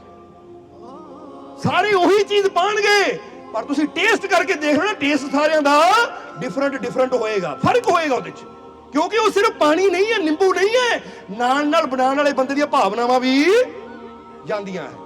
ਤਾਂ ਹੀ ਤਾਂ ਕਈ ਵਾਰ ਇੱਕੋ ਹੀ ਦਾਲ ਕੋਈ ਹੋਰ ਬਣਾਵੇ ਉਹਦਾ ਸਵਾਦ ਕੁਝ ਹੋਰ ਹੁੰਦਾ, ਕੋਈ ਹੋਰ ਬਣਾਵੇ ਤਾਂ ਉਹਦਾ ਸਵਾਦ ਕੁਝ। ਬੰਦਾ ਕਿਉਂ ਕਹਿੰਦਾ ਯਾਰ ਤੇਰੀ ਬਣਾਈ ਚੀਜ਼ ਬੜੀ ਸਵਾਦ ਹੈ, ਆਹ ਦਾਲ ਮੈਂ ਉੱਥੇ ਖਾਧੀ ਸੀ ਮਜ਼ਾ ਨਹੀਂ ਆਇਆ। ਕਈ ਰੈਸਟੋਰੈਂਟ ਤੇ ਚਲੇ ਜਾਓ ਤੁਸੀਂ, ਬੰਦਾ ਕਹਿੰਦਾ ਨਾ ਢਾਬੇ ਦੀ ਦਾਲ ਬੜੀ ਸਵਾਦ ਹੈ, ਪਰ ਉਹ ਫਲਾਨੀ ਜਗ੍ਹਾ ਦਾਲ ਖਾਓ ਸਵਾਦ ਹੀ ਹੈ ਨਹੀਂ। ਇੱਥੇ ਦੀ ਰੋਟੀ ਬੜੀ ਸਵਾਦ ਹੈ, ਉੱਥੇ ਦੀ ਰੋਟੀ ਸਵਾਦ ਹੈ ਨਹੀਂ, ਹਾਲਾਂਕਿ ਕਣਕ ਉਹੀ ਹੈ। ਫਰਕ ਹੈ ਕੋਈ ਕਣਕ 'ਚ? ਫਰਕ ਕਾਹਦਾ ਪੈਂਦਾ ਹੈ? ਫਰਕ ਪੈਂਦਾ ਕਿ ਬਣਾਉਣ ਵਾਲੇ ਦੀ ਭਾਵਨਾ ਵੀ ਉਹਦੇ 'ਚ ਅਸਰ, ਔਰ ਇਹ ਸੱਚਾਈ ਹੈ। ਇਸ ਲਈ ਤੁਸੀਂ ਇੱਕੋ ਹੀ ਚੀਜ਼ ਫਿਰ ਕਵਾਂਗੇ, ਐਕਸਪੈਰੀਮੈਂਟ ਕਰਕੇ ਦੇਖ ਲਿਓ। ਜੇ ਘਰ 'ਚ ਤੁਹਾਡੇ 4 ਆਦਮੀ ਹੈ ਜਾਂ 4 ਔਰਤਾਂ ਨਾ, ਕੱਲੇ ਕਹੂਗਾ ਆਹ ਗੋਭੀ ਦੀ ਸਬਜ਼ੀ ਤੂੰ ਬਣਾਣੀ, ਆਹੀ ਸਮਾਨ ਤੈਨੂੰ, ਆਹ ਤੂੰ ਬਣਾਣੀ, ਆਹ ਤੂੰ ਬਣਾਣੀ ਹੈ, ਤਾਂ ਆਦਮੀਆਂ ਨੂੰ ਕੁਛ ਇਦਾਂ ਦੇ ਦਿਓ ਜਿਹੜਾ ਉਹ ਬਣਾ ਸਕਣ। ਤਾਂ ਤੁਸੀਂ ਟੇਸਟ ਦੇਖ ਲਿਓ, ਟੇਸਟ ਵਿੱਚ ਇਹ ਨਹੀਂ ਕਿ ਉਹਨਾਂ ਮਸਾਲਾ ਕੋਈ ਘੱਟ ਪਾਤਾ ਵੱਧ ਪਾਤਾ, ਮਸਾਲੇ ਸਭ ਕੁਝ ਉਹੀ ਹੋਏਗਾ, ਪਰ ਟੇਸਟ ਡਿਫਰੈਂਟ ਹੋਏਗਾ, ਇੱਕੋ ਹੀ ਟੇਸਟ ਹੋਏਗਾ ਨਹੀਂ। ਕਿਸੇ 'ਚ ਮਿਰਚ ਜ਼ਿਆਦਾ ਘੱਟ ਵੱਧ ਹੋਏਗੀ, ਕਿਸੇ 'ਚ ਕੁਛ ਘੱਟ, ਕਿਸੇ 'ਚ ਕੁਛ, ਕਿਉਂਕਿ ਹਰੇਕ ਬੰਦੇ ਦੀ એનર્ਜੀ। ਔਰ ਫਿਰ ਕਵਾਂਗੇ, ਤਾਂ ਹੀ ਕਿਹਾ ਜਾਂਦਾ ਨਾ ਗੁਰੂ ਘਰ 'ਚ ਜਾ ਕੇ ਲੰਗਰ ਜ਼ਰੂਰ ਛਕੋ, ਕਿਉਂਕਿ ਉੱਥੇ ਲੰਗਰ ਬਣਦਾ ਵੀ ਅਰਦਾਸ ਨਾਲ ਹੀ ਹੈ, ਸ਼ੁਰੂ ਵੀ ਅਰਦਾਸ ਨਾਲ ਹੀ ਹੁੰਦਾ ਹੈ, ਤਾਂ ਨਾਮ ਲੈ ਕੇ ਸ਼ੁਰੂ ਕੀਤਾ ਜਾਂਦਾ, ਛਕੋ ਭਾਈ, ਤਾਂ ਹੀ ਤਾਂ ਉਹਨੂੰ ਪ੍ਰਸ਼ਾਦ ਕਿਹਾ ਜਾਂਦਾ ਹੈ। ਕਿਉਂਕਿ ਜਿੱਥੇ ਰੱਬ ਦਾ ਨਾਮ ਲਿਆ ਜਾਵੇ ਫਿਰ ਉਹ ਰੋਟੀ ਨਹੀਂ ਰਹਿ ਜਾਂਦੀ, ਉਹ ਸਾਡੇ ਵਾਸਤੇ ਪ੍ਰਸ਼ਾਦ ਬਣ ਜਾਂਦਾ। ਪ੍ਰਸ਼ਾਦ ਦਾ ਮਤਲਬ ਹੈ ਜਿਹਦਾ ਇੱਕ ਨਿਵਾਲਾ ਵੀ ਸਾਡੇ ਅੰਦਰ ਗਿਆ ਤਾਂ ਸਾਡੇ ਕਈ ਦੁੱਖਾਂ ਨੂੰ, ਕਈ ਕਰਮਾਂ ਨੂੰ ਬਦਲ ਦਿੰਦਾ ਹੈ। ਇਹ ਸਮਝਣਾ ਸਾਰਿਆਂ ਨੇ, ਇਹ ਲਈ ਚੈੱਕ ਕਰਿਆ ਕਰੋ। ਜੇ ਤੁਸੀਂ ਚਾਹੁੰਦੇ ਹੋ ਪਰਿਵਾਰ 'ਚ ਪਿਆਰ ਹੋਵੇ ਨਾ, ਅੱਜ ਤੋਂ, ਹੁਣ ਕਈ ਵਾਰ ਕੀ ਹੁੰਦਾ ਹੈ, ਖਾਸ ਕਰਕੇ ਤੁਹਾਨੂੰ ਦੱਸ ਦਈਏ ਨਾ, ਅੱਜ ਕਈ ਔਰਤਾਂ ਨੂੰ ਸ਼ਿਕਾਇਤ ਹੁੰਦੀ ਹੈ ਮੇਰਾ ਪਤੀ ਮੇਰੇ ਨਾਲ ਪਿਆਰ ਨਹੀਂ ਕਰਦਾ, ਪਤਾ ਨਹੀਂ ਕਿਤੇ ਹੋਰ ਹੀ ਤਾਂ ਨਹੀਂ ਉਹਦਾ ਧਿਆਨ। ਸੱਚੀ ਗੱਲ ਹੈ, ਕਿਉਂਕਿ ਸਾਡੇ ਕੋਲ ਬੇਨਤੀਆਂ ਆਉਂਦੀਆਂ ਰਹਿੰਦੀਆਂ ਹੈ। ਹੁਣ ਉੱਥੇ ਕੀ ਹੈ, ਉੱਥੇ ਕੀ ਹੁੰਦਾ ਹੈ ਕਿ ਖਾਣਾ ਬਣਾਉਂਦੇ ਆ ਅਸੀਂ ਨਾ ਟੀਵੀ ਤੇ ਸਟਾਰ ਪਲੱਸ ਦੇਖਦੇ ਆ ਜਾਂ ਅਸੀਂ ਕੋਈ ਹੋਰ ਦੇਖਦੇ ਆ, ਉਹ ਨਾਟਕਾਂ 'ਚ ਕੀ ਹੁੰਦਾ ਆ, ਉਹ ਜਿਹੜੇ ਉਹ ਨਾਟਕਾਂ 'ਚ ਹੀਰੋ ਹੁੰਦੇ ਉਹਨਾਂ ਨੇ ਪਹਿਲਾਂ ਹੀ 4 ਜਨਾਨੀਆਂ ਰੱਖੀਆਂ ਹੁੰਦੀਆਂ, ਤਾਂ ਘਰ ਵਾਲੀ ਹੈ ਕਿਤੇ ਮੇਰਾ ਘਰ ਵਾਲਾ ਇਦਾਂ ਦਾ ਨਾ ਹੋਵੇ, ਇਹ ਤਾਂ ਰੋਟੀ ਬਣਾਈ ਜਾਣੀ ਹੈ। ਹੁਣ ਜਿੱਦਾਂ ਦੀ ਭਾਵਨਾ ਦੇਣੀ ਹੈ ਨਾ, ਉਹ ਘਰ ਵਾਲੇ ਵਿਚਾਰੇ ਦੇ ਮਨ 'ਚ ਨਹੀਂ ਵੀ ਹੋਏਗਾ ਤਾਂ ਵੀ ਮਨ 'ਚ ਆ ਜਾਣੀ ਕਿ ਕੋਈ ਹੋਰ ਰੱਖ ਲਵਾਂ ਮੈਂ, ਕਿਉਂਕਿ ਇਹਨੂੰ ਭਾਵਨਾ ਹੀ ਇਹ ਦਿੱਤੀ ਹੈ। ਸੱਚ ਕਹਿ ਰਹੇ ਹਾਂ ਅਸੀਂ, ਭਾਵਨਾ ਹੀ ਤੁਹਾਡੀਆਂ ਅਸਰ ਪਾਉਂਦੀਆਂ ਦੂਜੇ ਤੇ। ਤਾਂ ਜੇ ਤੁਸੀਂ ਸੋਚੋ ਖਾਣਾ ਬਣਾਉਂਦੇ ਆ ਮੇਰਾ ਪਤੀ ਮੈਨੂੰ ਬਹੁਤ ਪਿਆਰ ਕਰਦਾ, ਮੈਂ ਆਪਣਾ ਪਿਆਰ ਪਾ ਰਹੀ ਹਾਂ ਰੋਟੀ 'ਚ, ਇਹ ਦਾਲ ਨਹੀਂ ਬਣਾ ਰਹੀ, ਇਹ ਦਾਲ ਦੇ ਨਾਲ ਮੈਂ ਆਪਣੇ ਸਾਰੀ ਪ੍ਰੇਮ ਦੀ ਭਾਵਨਾ ਪਾ ਰਹੀ ਹਾਂ, ਤਾਂ ਯਾਦ ਰੱਖੋ ਉਹ ਇੰਨੇ ਪ੍ਰੇਮ ਨਾਲ ਬਣਾਈ ਹੋਈ ਚੀਜ਼ ਨਾ ਤੁਹਾਡੇ ਬੱਚੇ, ਤੁਹਾਡਾ ਪਤੀ ਖਾਏਗਾ ਤਾਂ ਵਾਕਿਆ ਕਹੇਗਾ ਮਾਂ ਤੇ ਜਾਨ ਦੇਣੀ ਹੈ ਮੈਂ ਆਪਣੀ, ਮੇਰੀ ਪਤਨੀ ਮੈਨੂੰ ਸਭ ਤੋਂ ਜ਼ਿਆਦਾ ਪਿਆਰੀ ਹੈ। ਇਹ ਫੀਲਿੰਗਾਂ ਦਾ ਅਸਰ ਇੱਕ ਦੂਸਰੇ ਦੇ ਪੈਂਦਾ ਹੈ। ਇਸ ਲਈ ਫਿਰ ਕਹਾਂਗੇ, ਇੱਥੇ ਮਸਾਰੋ ਮੋਟੋ ਦੀ ਗੱਲ ਕੀਤੀ ਨਾ, ਉਹਨਾਂ ਦੀ ਇੱਕ ਐਕਸਪੈਰੀਮੈਂਟ ਸੀ, ਰਾਈਸ ਐਕਸਪੈਰੀਮੈਂਟ। ਕਿਹੜਾ ਐਕਸਪੈਰੀਮੈਂਟ? ਰਾਈਸ। ਜੇ ਜ਼ਿਆਦਾ ਸਮਝਣਾ ਹੈ ਤਾਂ ਹੁਣੇ ਹੀ ਸਤਸੰਗ ਤੋਂ ਬਾਅਦ ਚੈੱਕ ਕਰ ਲਿਓ ਤੁਸੀਂ ਰਾਈਸ ਐਕਸਪੈਰੀਮੈਂਟ YouTube ਤੇ ਜਾ ਕੇ, ਕਿਉਂਕਿ ਮੋਬਾਈਲ ਤੁਹਾਡੀਆਂ ਜੇਬਾਂ 'ਚ ਹੈ। ਰਾਈਸ ਐਕਸਪੈਰੀਮੈਂਟ ਤੇ ਕੀ ਕੀਤਾ ਉਹਨਾਂ ਨੇ? ਰਾਈਸ ਕਹਿੰਦੇ ਚਾਵਲਾਂ ਨੂੰ, ਉਹਨਾਂ ਨੇ ਕੱਚ ਦੇ ਗਲਾਸ ਲਏ ਔਰ ਉਹਨਾਂ ਅੰਦਰ ਚਾਵਲ ਪਾ ਦਿੱਤੇ, ਇੱਕੋ ਹੀ ਕੁਆਲਿਟੀ ਦੇ ਚਾਵਲ, ਇੱਕੋ ਹੀ ਕੁਆਲਿਟੀ, ਜਿੱਦਾਂ ਸਮਝ ਲਓ ਕਿਲੋ ਚਾਵਲ ਲੈ ਔਰ ਉਹ 'ਚੋਂ ਥੋੜੇ ਜਿਹੇ ਚਾਵਲ ਇੱਕ ਗਲਾਸ 'ਚ, ਉਹ 'ਚੋਂ ਹੀ ਥੋੜੇ ਜਿਹੇ ਚਾਵਲ ਦੂਜੇ 'ਚ, ਉਹ 'ਚੋਂ ਥੋੜੇ ਚਾਵਲ ਤੀਜੇ ਗਲਾਸ 'ਚ, ਯਾਨੀ ਕੋਈ ਚਾਵਲ ਨਹੀਂ ਬਦਲੇ ਕਿ ਇੱਕ 'ਚ ਕੁਝ ਹੋਰ ਪਾਏ ਦੂਜੇ 'ਚ ਕੁਝ ਹੋਰ ਪਾਏ, ਸੇਮ ਚਾਵਲ ਤਿੰਨਾਂ ਗਲਾਸਾਂ 'ਚ ਕੱਚ ਦੀਆਂ 'ਚ ਪਾ ਕੇ ਉਹਨੇ ਪਾਣੀ ਪਾ ਦਿੱਤਾ। ਸਮਝ ਲਓ ਇੰਨਾ ਪਾਣੀ ਪਾ ਕੇ ਇੰਨੇ ਨੇ ਚਾਵਲ ਪਾਤੇ, ਕੱਚ ਦੇ ਗਲਾਸ ਬੜੇ ਸੀ, ਔਰ ਉਹਨਾਂ ਨੂੰ ਉੱਪਰੋਂ ਰੈਪ ਕਰ ਦਿੱਤਾ, ਰੈਪ ਕਰਤਾ ਯਾਨੀ ਬੰਦ ਕਰ ਦਿੱਤਾ, ਔਰ ਤਿੰਨਾਂ ਗਲਾਸਾਂ ਨੂੰ ਉਹਨਾਂ ਨੇ ਅਲੱਗ-ਅਲੱਗ ਰੱਖਿਆ। ਇੱਕ ਗਲਾਸ ਦੇ ਉੱਪਰ ਲਿਖਿਆ ਆਈ ਲਵ ਯੂ, ਦੂਜੇ ਗਲਾਸ ਉੱਪਰ ਲਿਖਿਆ ਆਈ ਹੇਟ ਯੂ ਕਾਗਜ਼ ਨਾਲ, ਔਰ ਤੀਜੇ ਗਲਾਸ ਉੱਪਰ ਕੁਝ ਲਿਖਿਆ ਹੀ ਨਹੀਂ, ਉਹਨੂੰ ਉੱਦਾਂ ਹੀ ਛੱਡ ਦਿੱਤਾ, ਕੋਰੇ ਦਾ ਕੋਰਾ ਹੀ। ਹੁਣ ਤਿੰਨਾਂ ਨੂੰ ਅਲੱਗ-ਅਲੱਗ ਰੱਖਿਆ ਔਰ ਉਹਨਾਂ ਨੇ ਇੱਕ ਹਫ਼ਤਾ ਕੀ ਕੀਤਾ, ਜਿਹੜੇ ਗਲਾਸ ਤੇ ਆਈ ਲਵ ਯੂ ਲਿਖਿਆ ਸੀ ਉਹਦੇ ਕੋਲ ਜਾਂਦੇ ਸੀ, ਉਹਨੂੰ ਕਹਿੰਦੇ ਸੀ ਆਈ ਲਵ ਯੂ, ਮੈਂ ਤੈਨੂੰ ਬਹੁਤ ਪਿਆਰ ਕਰਦਾ, ਬਸ ਇੰਨਾ ਹੀ ਕਹਿਣਾ, ਕੋਈ ਛੇੜਨਾ ਨਹੀਂ, ਕੁਝ ਨਹੀਂ ਕਰਨਾ। ਔਰ ਜਿਹੜਾ ਦੂਜਾ glass C I hate you, ਉਹਨੂੰ ਕਹਿਣਾ ਮੈਂ ਤੇਰੇ ਨਾਲ ਬਹੁਤ, ਆਈ ਡੋਂਟ ਲਾਈਕ, ਮੈਂ ਤੈਨੂੰ ਲਾਈਕ ਨਹੀਂ ਕਰਦਾ, ਮੈਂ ਤੇਰੇ ਨਾਲ ਨਫ਼ਰਤ ਕਰਦਾ, ਹੋਰ ਕੁਝ ਨਹੀਂ ਕਹਿਣਾ, ਬਸ ਨਾ ਛੇੜਨਾ ਨਾ ਕੁਝ। ਔਰ ਤੀਸਰੇ ਗਲਾਸ ਨੂੰ ਕੁਝ ਕਹਿਣਾ ਹੀ ਨਹੀਂ, ਦੇਖਣਾ ਵੀ ਨਹੀਂ ਉੱਧਰ, ਯਾਨੀ ਉਹਨੂੰ ਉੱਦਾਂ ਹੀ ਛੱਡ ਦਿੱਤਾ। ਹੋਇਆ ਕੀ, ਹਫ਼ਤੇ ਬਾਅਦ ਤੁਹਾਨੂੰ ਫੋਟੋਆਂ ਮਿਲ ਜਾਣਗੀਆਂ, ਹਫ਼ਤੇ 10 ਦਿਨਾਂ ਬਾਅਦ ਹੋਇਆ ਕੀ, ਜੋ ਤੁਹਾਨੂੰ ਉਹ ਤਸਵੀਰਾਂ ਵੀ ਉਹਨਾਂ ਨੇ ਅਪਲੋਡ ਕੀਤੀਆਂ ਹੈ, ਦੇਖ ਸਕਦੇ ਹੋ ਤੁਸੀਂ ਕਿ ਜਿਨ੍ਹਾਂ ਨੂੰ ਆਈ ਲਵ ਯੂ ਕਿਹਾ ਗਿਆ ਸੀ ਉਹ ਚਾਵਲ ਚਿੱਟੇ ਸਾਫ਼, ਤਾਂ ਜਿਨ੍ਹਾਂ ਨੂੰ ਕਿਹਾ ਸੀ ਆਈ ਹੇਟ ਯੂ ਉਹ ਚਾਵਲ ਗਲ ਗਏ, ਦੁਰਗੰਧ ਆਉਣ ਲੱਗ ਪਈ ਉਹਨਾਂ ਚੋਂ। ਤਾਂ ਜਿਨ੍ਹਾਂ ਨੂੰ ਉਦਾਂ ਹੀ ਛੱਡਿਆ ਉਹ ਚਾਵਲ ਨਾ ਸਾਫ਼ ਰਹੇ ਨਾ ਦੁਰਗੰਧ, ਉਹ ਘਸਮੈਲੇ ਜਿਹੇ ਹੋ ਗਏ, ਜਿੱਦਾਂ ਦੁਰਗੰਧ ਨਹੀਂ ਆਈ ਪਰ ਉਹ ਵੀ ਖਾਣ ਦੇ ਲਾਇਕ ਨਹੀਂ ਰਹੇ। ਪਰ ਜਿਹਨੂੰ ਕਿਹਾ ਗਿਆ ਸੀ ਆਈ ਹੇਟ ਯੂ ਤੋਂ ਬੈਡ ਸਮੈਲ ਆਉਣ ਲੱਗ ਪਈ, ਜਿੱਦਾਂ ਗਲ ਗਏ ਹੁੰਦੇ ਆ। ਤਾਂ ਜਿਹਨੂੰ ਕਿਹਾ ਸੀ ਆਈ ਲਵ ਯੂ ਉਹ ਸਾਫ਼ ਦੇ ਸਾਫ਼। ਉਹ ਕਹਿੰਦੇ ਸਾਡੇ ਬੋਲਣ ਨਾਲ ਗਲਾਸ ਦੇ ਅੰਦਰ ਪਾਣੀ ਦੇ ਅੰਦਰ ਚਾਵਲ ਹੱਥ ਵੀ ਨਹੀਂ ਲਾਇਆ, ਸਿਰਫ ਦੇਖ ਕੇ ਕਹਿਣ ਨਾਲ ਹੀ ਮੈਂ ਤੈਨੂੰ ਪਿਆਰ ਕਰਦਾ ਆ, ਉਹ ਭਾਵਨਾ ਦਾ ਅਸਰ ਵੀ ਉਹ ਚਾਵਲਾਂ ਤੇ ਹੋਇਆ। ਤਾਂ ਜ਼ਰਾ ਸੋਚੋ, ਜੇ ਚਾਵਲਾਂ ਤੇ ਅਸਰ ਹੋ ਸਕਦਾ ਜਿਹੜੇ ਕੱਚ ਦੇ ਗਲਾਸ ਅੰਦਰ ਹੈ, ਤਾਂ ਜਦੋਂ ਅਸੀਂ ਇੱਕ ਦੂਜੇ ਨੂੰ ਸਾਹਮਣੇ ਬਹਿ ਕੇ ਕੋਈ ਫੀਲਿੰਗ ਭੇਜਦੇ ਆ ਤਾਂ ਫਿਰ ਸਾਡੇ ਤੇ ਅਸਰ ਕਿਉਂ ਨਹੀਂ ਹੋਏਗਾ? ਸੋਚ ਕੇ ਦੇਖੋ। ਅੱਜ ਬੱਚੇ ਨਲਾਇਕ ਕਿਉਂ ਹੁੰਦੇ ਆ? ਕਿਉਂਕਿ ਮਾਤਾ ਪਿਤਾ ਪਤਾ ਕੀ ਕਹਿੰਦੇ ਰਹਿੰਦੇ ਆ, ਉਹ ਸਾਡਾ ਬੱਚਾ ਬੜਾ ਨਲਾਇਕ ਹੈ, ਇਹ ਤਾਂ ਕਹਿਣੇ ਨਹੀਂ ਮੰਨਦਾ। ਕਿਹੜੀਆਂ ਫੀਲਿੰਗਾਂ ਭੇਜ ਰਹੇ ਆ ਉਹਨਾਂ ਨੂੰ? ਕਿਹੜੀ ਫੀਲਿੰਗ ਭੇਜ ਰਹੇ ਆ? ਹੁਣ ਜੇ ਇਹ ਕਹੇ ਮੇਰਾ ਬੱਚਾ ਨਲਾਇਕ ਤਾਂ ਬੱਚੇ ਨੇ ਵਾਕਈ ਨਲਾਇਕ ਹੀ ਬਣਨਾ ਹੈ। ਕਿਉਂ? ਕਿਉਂਕਿ ਬੱਚੇ ਇੱਕ ਗੱਲ ਹਮੇਸ਼ਾ ਸਮਝਦੇ ਆ ਕਿ ਸਾਡੇ ਮਾਤਾ ਪਿਤਾ ਜੋ ਕਹਿੰਦੇ ਉਹ ਗੱਲ ਸੱਚ ਹੈ। ਪਤਾ ਕਿਉਂ? ਕਿਉਂਕਿ ਛੋਟੇ ਹੁੰਦੇ ਬੱਚੇ ਨੂੰ ਨਾ ਤੁਸੀਂ ਕਹਿ ਦਵੋ ਕਿ ਬੇਟਾ ਬਾਹਰ ਨਾ ਜਾਈ, ਬਾਰਿਸ਼ ਹੋਣ ਵਾਲੀ ਹੈ, ਤਾਂ ਹੁਣ ਬੱਚੇ ਨੂੰ ਨਹੀਂ ਪਤਾ ਕਿ ਬਾਰਿਸ਼ ਬੱਦਲਾਂ ਤੋਂ ਹੁੰਦੀ ਹੈ ਜਾਂ ਬਾਰਿਸ਼ ਹੋਣ ਦੇ ਪਿੱਛੇ ਕਾਰਨ ਕੀ ਹੈ। ਥੋੜੀ ਦੇਰ ਬਾਅਦ ਦੇਖਦੇ ਬਾਰਿਸ਼ ਹੋਣ ਲੱਗ ਪਈ, ਉਹ ਸਾਡੇ ਮਾਤਾ ਪਿਤਾ ਨੂੰ ਪਤਾ ਹੈ ਵੀ ਇਹਨਾਂ ਨੇ ਕਹਿਤਾ ਬਾਰਿਸ਼ ਹੁੰਦੀ ਤਾਂ ਬਾਰਿਸ਼ ਹੋ ਗਈ, ਇਹਦਾ ਮਤਲਬ ਸੱਚੇ ਬੰਦੇ ਆ ਇਹ। ਤਾਂ ਫਿਰ ਜੇ ਮਾਤਾ ਪਿਤਾ ਨੇ ਕਹਿਤਾ ਪੁੱਤਰ ਅੰਦਰ ਨਾ ਜਾਈ, ਭੂਤ ਹੈ ਭੂਤ, ਤਾਂ ਬੱਚੇ ਵਿਚਾਰੇ ਡਰਦੇ ਅੰਦਰ, ਕਿਉਂਕਿ ਮਾਤਾ ਪਿਤਾ ਨੇ ਕਿਹਾ ਸੀ ਬਾਰਿਸ਼ ਹੋਣੀ ਤਾਂ ਹੋ ਗਈ, ਭੂਤ ਹੈ ਤਾਂ ਇਹਦਾ ਮਤਲਬ ਹੈ। ਓਏ ਕਹਿਣਾ ਮੰਨ ਨਹੀਂ ਤਾਂ ਫਲਾਨੀ ਜਗ੍ਹਾ ਸਾਧੂ ਨੇ ਨਾ ਚੱਕ ਕੇ ਲੈ ਜਾਣਾ ਤੈਨੂੰ। ਉਹ ਬੱਚੇ ਸਾਧੂ ਨੂੰ ਦੇਖ ਕੇ ਰੋਣਾ ਸ਼ੁਰੂ ਕਰ ਦਿੰਦੇ, ਆ ਗਿਆ ਬਾਬਾ ਆ ਗਿਆ, ਲੈ ਜਾਣਾ ਮੈਂ ਚੱਕ ਕੇ। ਕਿਉਂਕਿ ਬੱਚਿਆਂ ਨੂੰ ਇਹ ਜੋ ਕਹਿ ਦੇਣਾ ਨਾ, ਉਹ ਬੱਚੇ ਵਿਚਾਰੇ ਕੋਰੇ ਕਾਗਜ਼ ਦੀ ਤਰ੍ਹਾਂ ਹੈ, ਉਹਨਾਂ ਦੇ ਦਿਮਾਗ ਤੇ ਉਹੀ ਗੱਲ ਲਿਖੀ ਜਾਣੀ ਹੈ ਕਿ ਤੁਸੀਂ ਕਹੋਗੇ ਮੇਰਾ ਬੱਚਾ ਨਲਾਇਕ, ਪੜ੍ਹਨਾ ਆਂਦਾ ਹੀ ਨਹੀਂ। ਬੱਚੇ ਨੇ ਕਹਿਣਾ ਮਾਤਾ ਪਿਤਾ ਸੱਚ ਕਹਿੰਦੇ ਮੈਂ ਨਲਾਇਕ ਹੀ ਹਾਂ, ਮੈਨੂੰ ਪੜ੍ਹਨਾ ਆਂਦਾ ਨਹੀਂ, ਉਹਦਾ ਮਨ ਪੜ੍ਹਾਈ 'ਚ ਲੱਗਣਾ ਹੀ ਨਹੀਂ। ਤਾਂ ਜੇ ਅਸੀਂ ਕਵਾਂਗੇ ਬੱਚੇ ਨੂੰ ਨਹੀਂ ਪੜ੍ਹਨਾ ਆਂਦਾ ਪਰ ਮੇਰਾ ਬੱਚਾ ਬੜਾ ਲਾਇਕ ਹੈ, ਬਹੁਤ ਵਧੀਆ ਹੈ, ਇਹਦੀ ਯਾਦਾਸ਼ਤ ਬਹੁਤ ਤੇਜ਼ ਹੈ, ਇਹ ਬਹੁਤ ਅੱਛੇ ਨੰਬਰ ਲਏਗਾ, ਬਹੁਤ ਅੱਛਾ ਪੜ੍ਹੇਗਾ, ਤਾਂ ਬੱਚੇ ਦੇ ਮਨ 'ਚ ਕੀ ਆਣਾ? ਮਾਂ-ਬਾਪ ਕਹਿੰਦੇ ਅੱਛਾ ਹੈ, ਇਹਦਾ ਮਤਲਬ ਮੈਂ ਅੱਛਾ ਹਾਂ। ਇਸ ਲਈ ਸਭ ਤੋਂ ਪਹਿਲਾਂ ਇਹ ਗੱਲ ਯਾਦ ਰੱਖੋ ਕਿ ਸਾਡੇ ਅੰਦਰ ਇਹ ਸੋਚ ਆਣਾ ਜ਼ਰੂਰੀ ਹੈ ਕਿ ਮੈਂ ਅੱਛਾ ਹਾਂ। ਜੇ ਅਸੀਂ ਆਪਣੇ ਆਪ ਨੂੰ ਬੁਰਾ ਮੰਨੀ ਜਾਵਾਂਗੇ ਤਾਂ ਫਿਰ ਅੱਛੇ ਬਣਨ ਦੀ ਕੋਸ਼ਿਸ਼ ਅਸੀਂ ਕਦੀ ਕਰਾਂਗੇ? ਫਿਰ ਬੰਦਾ ਬੁਰਾ ਵੀ ਹੈ ਨਾ, ਉਹ ਵੀ ਮੰਨਣਾ ਸ਼ੁਰੂ ਕਰ ਦੇ ਮੈਂ ਅੱਛਾ ਆ, ਤਾਂ ਫਿਰ ਅੱਛਾਈ ਸ਼ੁਰੂ ਹੋ ਜਾਂਦੀ ਹੈ। ਤਾਂ ਅੱਛੇ ਬੰਦੇ ਨੂੰ ਵੀ ਤੁਸੀਂ ਕਹੀ ਜਾਓ ਓਏ ਤੂੰ ਸ਼ਰਾਬੀ, ਤੂੰ ਸ਼ਰਾਬੀ, ਤਾਂ ਉਹਦੇ ਮਨ 'ਚ ਵੀ ਕੀ ਆਣਾ? ਹੁਣ ਸ਼ਰਾਬੀ ਕਹਿੰਦਾ ਪੀ ਕੇ ਦੇਖ ਲੈਂਦੇ ਆ, ਫਿਰ ਸਮਝਦੇ ਹੋ?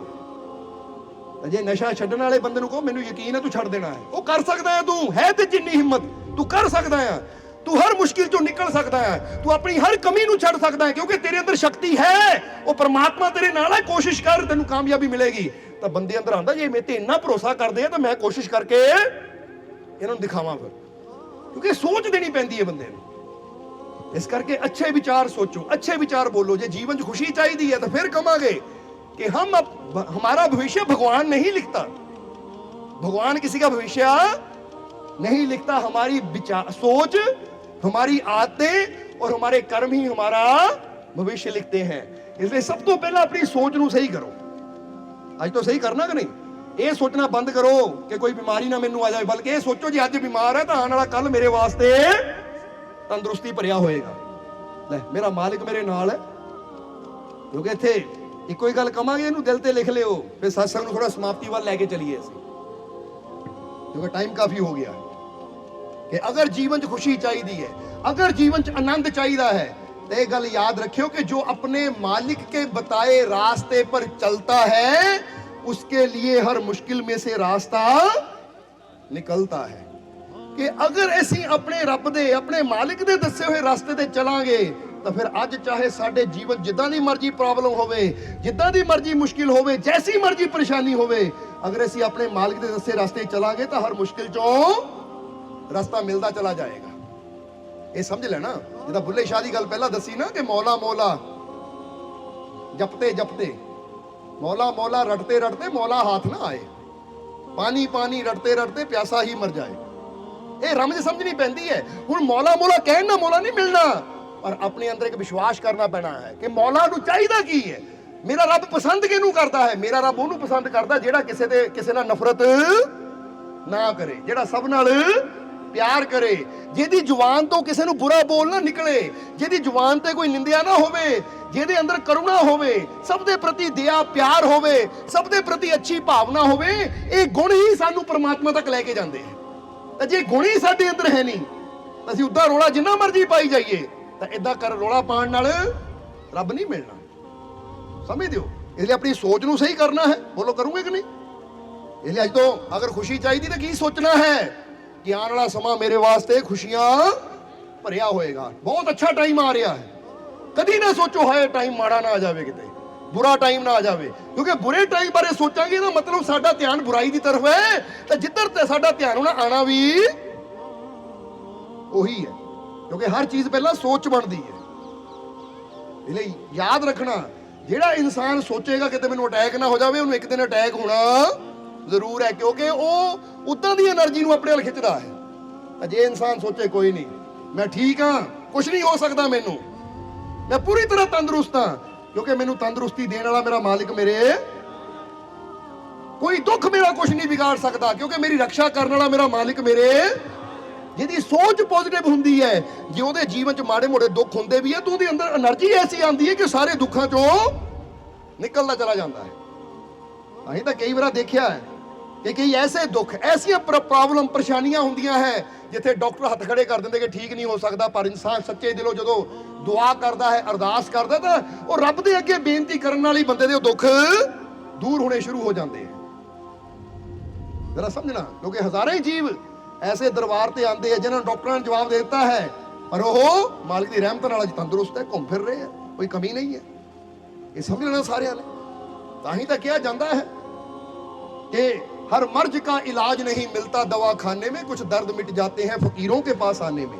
कि ਜਦੋਂ ਇਨਸਾਨ ਪ੍ਰੇਮ ਸ਼ਰਧਾ ਨਾਲ ਗੁਰੂਆਂ ਰਹਿਬਰਾਂ ਦੇ ਦਰ ਤੇ ਜਾ ਕੇ ਬੇਨਤੀ ਕਰਦਾ ਨਾ, ਤਾਂ ਐਵੇਂ ਨਹੀਂ ਜੀਸਸ ਕ੍ਰਾਈਸਟ ਨੇ ਵੀ ਕਿਹਾ ਕਿ prayer is the key to the gate of Heaven.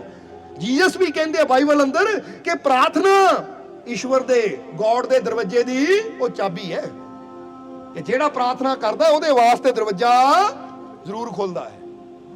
ਇਸ ਲਈ ਪ੍ਰਾਰਥਨਾ, ਅਰਦਾਸ ਆਂਦਾ ਨਾ, ਬਿਰਥੀ ਕਦੇ ਨਾ ਹੋਈ ਜਨ ਕੀ, ਆਂਦੀ ਕਿ ਨਹੀਂ?